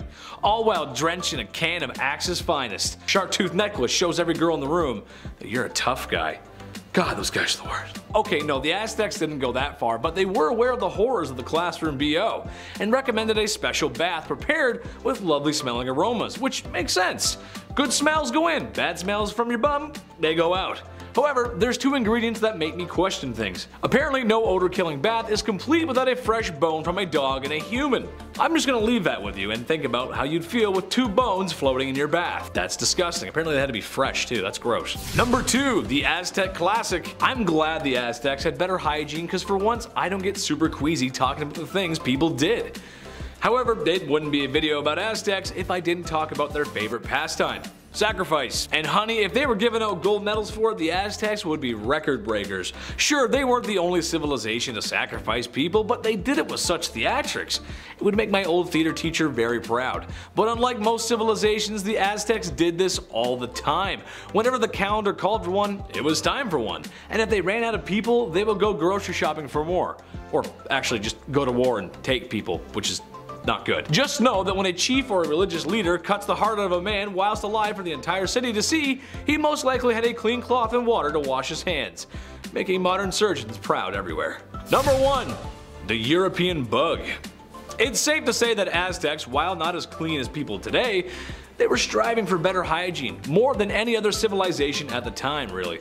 However, no amount of hand washing, sacrificing, or putting herbs in your bath can prepare them for the Spanish.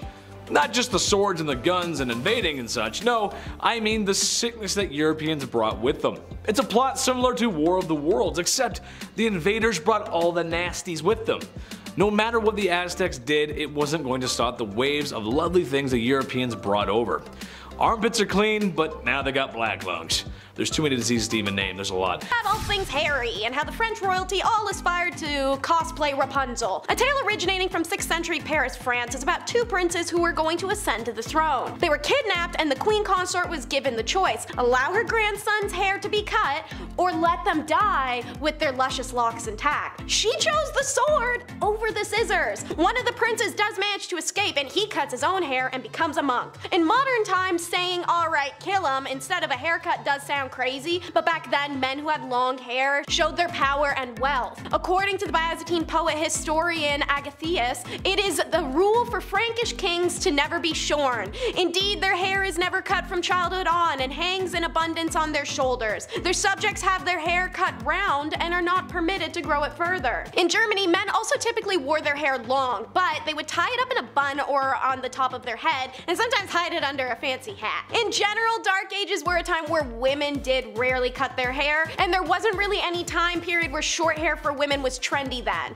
Lower class women typically wore their hair up in braids and buns because it was easier for them to work with, while upper class women got to style their hair with more intricate processes, using ribbons and metallic wires to help keep their braids and buns in place, like a Leia. On the other end of the spectrum, however, bald is punishment. To address why the grandmother would allow her grandson's death before a haircut, in today's world men shave their heads for all sorts of reasons. They could be naturally losing their hairline, have alopecia, or they're just prone to hair loss. However, in medieval times, hair was considered a symbol of power for royal men, as explained. Royal men never cut their hair, so the longer the locks, the more powerful you're supposed to be. So, as a man, if you let go of your hair, this was a huge sign of humility. If the grandsons from the first story had returned with shorn hair but are meant to be the throne's heirs, they would make the throne look weak and susceptible. Only monks would shave their heads, leaving a narrow strip of hair horizontally around. Other times, only in the middle of a man's head was shaved and the rest was left alone. And of course, as you may know well from our other Dark Age videos, head shaving for women during this time was a degrading punishment, as a woman's long hair was meant to be her most seductive feature. We talked about one type of head hair, let's travel down to the other, bearded baddies. Recently, beards have made a huge comeback, especially now among the young generations thanks to throwback fashion. Studies have shown that people also associate a man with a beard as being more intelligent, and many people find them to be incredibly attractive. Also, nothing is cooler than the giant dude with the bald head and like the big ass beard, you know, let's be real. Respect for beards though is nothing new. During medieval times, knights were known to grow their beards as a sign of honor, and if one man touched another man's sign of honor, well, it was enough of an insult to challenge them to a duel to the death. Now, shaving was common during the Middle Ages. Commoners would be clean shaven for the most part. Royalty was also usually shaven or had a very trim beard that was kept neat and tidy. Hilariously, however,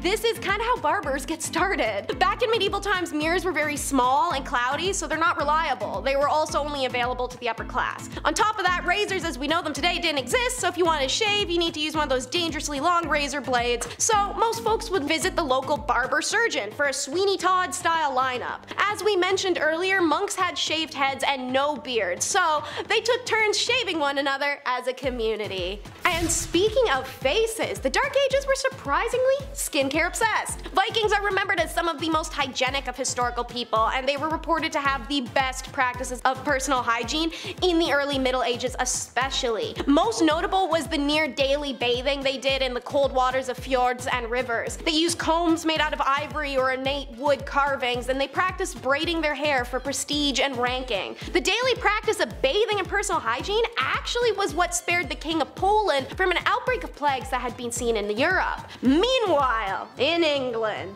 bathing was not as common as it is today, and it was often reserved for special occasions. People would usually wash their hands and faces regularly, however. The ideal woman in the Middle Ages had that pale, smooth skin without any pockmarks or blemishes. Nearly everyone washed their face with cold water at the end of the day, even if they wouldn't wash the rest of themselves for inexplicable amounts of time. Some women used ointments made of animal fat in order to keep skin soft and smooth. And Crystal Girl girlies, even back then, people believed in the power of gemstones to heal. Women would lick amethyst and rub it over their pimples to make it go away. But rest assured, when it's bath time, you were naked in a crowd.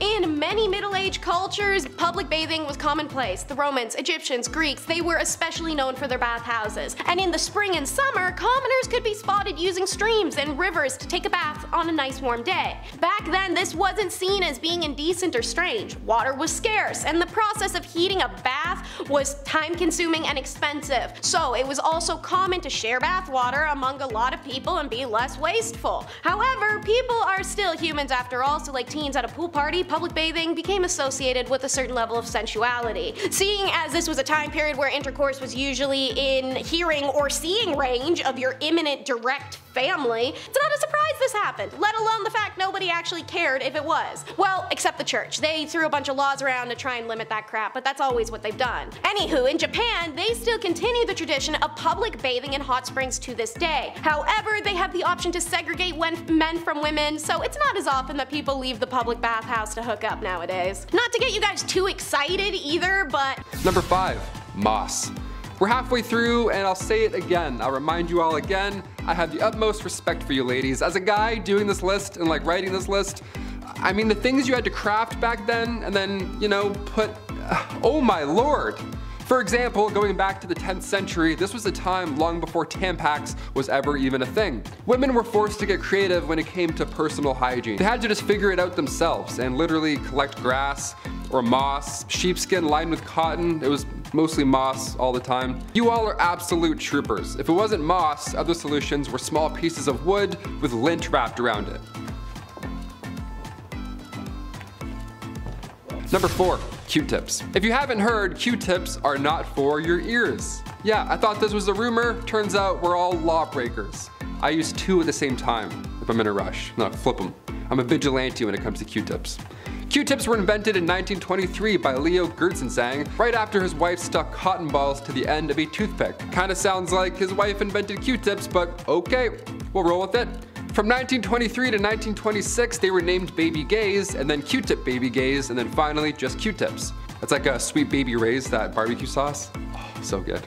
If they just called it Sweet Ray's, maybe they get rid of the baby, I don't know. You have to try and work it out. I don't know what the bit is, but I'm like, hey, that's a great sauce, and I just thought of that sauce. Baby Ray's, Baby Gays. Back in those days, Q-tips were dipped in boric acid, and they were intended to sterilize wounds. Yeah, and we're just out here like, my eyes roll back every time. I get way too deep. I get too deep where I'm like, oh, it's gone. Huh, there it is, magic, I'm a magician. After this, there were even Q soaps, Q oils, Q creams.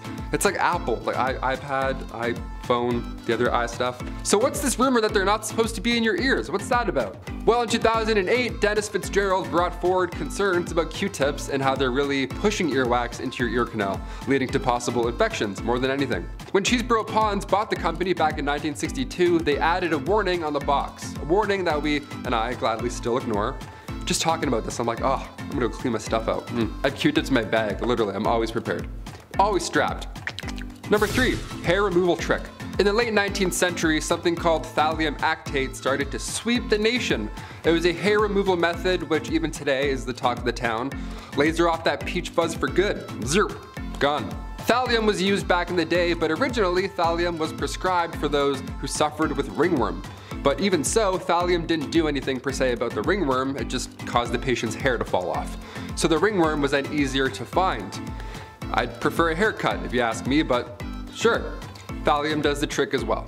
Eventually, thallium was sold as a cream, a toxic cream. It should never touch your skin at all, and it's a face cream. Are you kidding? This thing was once rat poison as well, and now we're rubbing it around like it's Bath & Body Works Noel cream. It's my favorite cream, the green one. Oh God, gone in 2 days. This was outlawed, thankfully, in the 30s, but it had to get bad pretty first. Number 2, Aqua Tofana. Going back to the 1600s for this one. Also, if you're a murderino, you'll enjoy this bit of dark history. Aqua Tofana was a cosmetic that was sold to women in the early 1630s. It was a cosmetic that doubled as a poison. Yeah. Sneaky, right? Some Assassin's Creed going on here. The origins of this deadly cosmetic that was sold and responsible for around like 600 deaths is pretty wild. So back in 1632, two women, Francesca Lasarda and Teofana D'Amato, they both created this poison. They worked together and created it so that when their husbands kissed them on the cheek, they would then be poisoned. But eventually Teofana was caught and executed for her crimes, but her recipe carried on through her daughter, Julia Tofana. She took this deadly recipe to Rome and then kept manufacturing it. Inside this cursed cosmetic was arsenic, lead, and belladonna. Colorless, tasteless, and one of the deadliest. And finally coming in at number 1, more ancient birth control. Okay, we kicked this list off catching up with ancient Egyptians in the aid of acacia trees and all that jazz. So I figured we'd end on a ridiculous birth control method from the ancient Roman days. Cyrannus, who was known as a Greek gynecologist back then, his idea for Planned Parenthood was not a good one. It was not a good idea. He wrote that after you know, bump uglies, in order to prevent pregnancy, the woman must squat and sneeze. First of all, no, not a chance, no, no, and also, if you're thinking about it, no. Secondly, who can sneeze on demand? I certainly can't. I had a really nice time tonight, cheers. That's not possible, no. Many methods from the past are questionable. In ancient China, it was commonly told that drinking hot mercury could prevent pregnancy. Yeah, leave mercury away from your body, that will literally kill you. Ancient Greeks would drink blacksmith water because they too thought the exposure to lead could prevent getting pregnant. This idea came back around World War I as well. Women were working in factories and actually trying to get exposed to lead. That was the whole idea. Bad. These are pretty dark, so I'll leave you on this one. In the Dark Ages, European women wore amulets made of weasel testicles to magically ward off pregnancies. Poor weasels. Black magic is the worst, isn't it? Number 10, suck on a clove. Bad oral hygiene was not permitted back in ancient China. Bad breath, even less so. For example, if you were going to be seeing the emperor, it was required that you suck on a clove beforehand to make your breath all nice and fresh, just in case. I think I'm going to use that as an insult. I'm not going to say it again because I feel like, no. Yes, I like this. Other than breath fresheners, the ancient Chinese used primitive toothbrushes made of willow branches that were rinsed clean and then chewed to make all hairy and stuff. And then dipped in some of this tooth cleaning powder made of a bunch of different ingredients like pork teeth, saponin, ginger, cooked Remina glutinosa, mulu, eclipta, lotus leaf, green salt, and other things I don't want to struggle to pronounce. Okay. Before that though, they would also use salty warm water as a mouthwash, which would make their teeth more firm and help clean them. I actually do this like every once in a while after I brush my teeth too. It's actually really good for your gums. These ancient Chinese knew what was up. Number 9, bathing. In ancient China, the etiquette of a gentleman demanded that he wash his hands 5 times a day, take a bath every 5th day, and wash his hair every 3rd day. Bathing every day was a bit of a superstitious no-no, started by northern Chinese societies that would actively avoid cold water or bathing in the winter to avoid getting a cold altogether. And not bathing at all was considered barbaric, like those pesky Mongols who hated bathing and who were hated by the Chinese. Honestly, that part is kind of fair. They kind of sucked. So yeah, to kind of reach a nice midpoint, the norm was to wash once every 5 days. But that was for the nobility. The common people had access to giant bathhouses where they would go, and I mean, they could go whenever they wanted, really. I shower every morning. I have heard that's bad, but I don't think I'd willingly go for like 5 days without washing, so I don't know. Maybe I gotta move it to every other day. Somebody give me advice, please. Let's move on. Let's just move on. Number 8, rice water. So, the Chinese washed like once a week. That's fine. But how did they wash? What did they use? Well, in the beginning, it was actually common to bathe using rice water as your go-to. It would be used as both body wash and shampoo. The rice water was really good at removing oil and keeping that hair and scalp nice and beautiful, as well as keeping skin nice and silky smooth. The rice water also contains starch, protein, and vitamins that are really good for us. It helped with lower back pain, frostbite, and it was really good to help relieve some of the exhaustion after a long day. Most baths are good at that, honestly. The Chinese also used honey locust that was really good for eliminating dirt and treating rheumatism and ringworm. Both rice water and honey locust were used for doing laundry as well, with honey locust keeping clothes unfaded and in good condition. As far as ancient cultures go, the Chinese are already far ahead and we're only on the 8th point. Number 7. Threading. Bet you didn't know that hair was not really people's favorite thing in ancient China. I saw somewhere that they even referred to it as thread-like things of troubles. Why the hate? I don't know, but it was part of the reason monks would completely get rid of it. Other people would remove their hair too, and one way of doing that was the practice of threading. A form of hair removal that is still a thing we do today, actually. Now, I apologize if I mess this up, I've never had it done, but threading basically consists of a thin cotton or polyester thread that is doubled, then twisted, and then it's rolled over areas of unwanted hair, plucking the hair at the follicle level. In our modern day and age, it's typically used for eyebrows, to shape them and keep them gorgeous. In ancient China, they would use threading to deal with facial hair, which, I guess eyebrows kind of count as facial hair, so... Threading isn't really opportune for arm or leg hair though, so it's just a pure facial thing. Good to know. Number 6. Combs. Yeah, some people didn't like hair, but those who deal with it made sure to keep that stuff nice and combed. Combs were all the rage. A province of China even got the nickname of the home of combs, which is a great name. Whether they would be made of wood, stone, or animal bone, many combs were made with care and craftsmanship. Comb shops would open up all over the show and people would carry combs as accessories. They'd come in all sizes. Get yourself a comb for the weekends, a large comb to get all your hair at once, a comb to hold your hair in place. Heck, get a comb to help weed out those pesky lice. Number 5.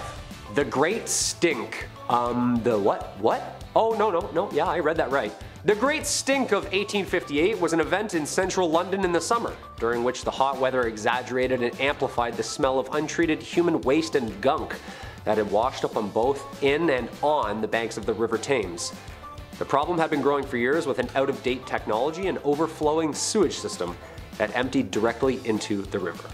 The stank was thought to have been the root cause of a number of contagious diseases and 3 outbreaks of cholera before it was agreed upon that a small problem was emerging. You think? Long story short, all the garbage, human waste, bloated bodies were all just washing up around the same time. Hey, I caught one! Oh, that's an arm. Okay. And just cooking in all that sun all day? I know what August feels like, and I've smelt my garage on garbage day, and I can't imagine the smell already in central London at that time. And for people to have complained so much that it was even stinkier, that's absolutely rotten. Number 4. Nosegays. I was just thinking, where are all these inventions and blueprints on how to stop the smell? If you can knit metal into a crop top, you can cover your mouth and nose, can't you? Well, close enough. Nosegays were invented. Basically just big nose plugs one would wear day to day to drown out the smell of absolute filth. Just plug it up and ignore it was their mentality. A makeshift wad of bunched up herbs and flowers shoved up your nose, blocking the nasal cavity from the stank that followed. Just see number 5. A potpourri for each nostril. Would this make things worse, ignoring the smell? Wouldn't that make it even harder to find out where it's coming from? Nope, just band-aid it. It's gonna disappear on its own. We're humans, we're designed to smell stuff for our own survival. The smell is like what lets us know not to go down there. Oh, no. Like, wouldn't everything just smell like roses at that point? These people were trying to avoid the stinky streets because that actually meant that's where the infection and disease was actually hanging out. The blind leading the blind. Number 3, flushing. Okay, we're making some ground here. We got toilet paper, we got something for the smell. So now where do we put it? Well, plumbing and flushing wasn't connected to each house like it is today. See, the Greeks and Romans had it down to a science. They built drainage systems and learned from the ancient Mesopotamian people how to exactly deal with the problem of waste. A system of pipes, tubes, and drains. The bathroom problem seemed like an easy solution. Use gravity downhill to dispose of the waste outside the city, and here's the kicker. It can even be reused and repurposed at the end as an irrigation system, further nurturing the farming of crops. No, that's good. No, he's right. And then it disappears and literally goes downhill again. After the Roman Empire had fallen, this European dark sanitation era had begun, and hygiene sort of just slipped away. People weren't really concerned with things like disease and plague, and instead leaned into real science like witchcraft or burning cats for fun. You know, important stuff. It wasn't until about the mid-1850s where people revisited this age-old problem and recreated and did exactly the same thing science we already knew. Things were unnecessarily stinky for way too long. It wasn't until the British colonies started tinkering in Boston around the 1700s that proper piping and toiletry transport was eventually built and cataloged. Thus was born the first sanitation system, again. And we still see it today, thank God. Number 2, disinfectants. How did people exactly know if something was clean or not? They couldn't have just seen the particles back then. Let's hear a chamber pot. Smells clean. People were plugging their noses so they couldn't even smell anything. They couldn't smell if it was clean or not. There certainly wasn't a demand for a fresh lemon scent that we're all used to. This was the birth of some basic antiseptic. Chemists were mixing and matching chemicals, and a new form of cleaning agent was introduced in the 1890s by German chemist science Gustav Ruppenstroh in hopes to rid the country of the overflowing cholera epidemic and seize the spread of germs and the disease. By mixing benzalkonium and hydrogen peroxide, you were left with a chemical compound that would destroy and clean infections on medical patients. Light bulb. Thus leaning towards the direction of an all-purpose surface cleaner, killing bacteria and ridding the area of harmful toxins. And drumroll please, Lysol was created. That's right, the same Lysol we use today. This was a push in the right way for humanity. An easy to use liquid cleaner that would aid disinfecting everything in its way. I've seen the bottle and the Wemyss labels. Must have been even stronger back then too. Hope no one spilled it on themselves in testing. Ooh, ouch, that is a class 1 chemical burn. You're just gonna wanna pee on that for 12 to 13 days. And number 1, soap. Finally, the end of all our ailments. Soap. The answer. Well, not really. See, it's been around since the Romans, cause they literally did everything before us, and stop bragging, we get it. Made out of animal fats, ash, and mostly lye, these makeshift balls of soap were invented years ago. And then forgotten, and then invented again, and then forgotten again. Cleanliness was loose, remember, and it was almost uncool to believe in science, and it wasn't really until the mass production of this chemical detergent that it really stuck. Soap was predominantly sold, produced, and commercialized in the late 1800s. By this time, scientists were fiddling around with things like Lysol and more chemical compounds, sparking its way to the study of germs. A vital step towards large-scale soap production, and it actually started in 1791. When a French chemist, Nicolas Leblanc, patented a system for making soda ash from salt, at which point added with animal fat, and there you have it. The slippery bar we're all used to today. The discovery made soap making one of America's fastest growing industries in 1850, and it seemed from then on in it was only up. It's crazy to think that someone at this time, even after soap was invented, were still spit-shining surgical instruments to be clean. That's pretty. Well, there you have it, folks. I'm absolutely disgusted, and yet carry a now cleaner representation of who we are and what we've done. From stink houses to spas, hygiene has come a long way. Or maybe not.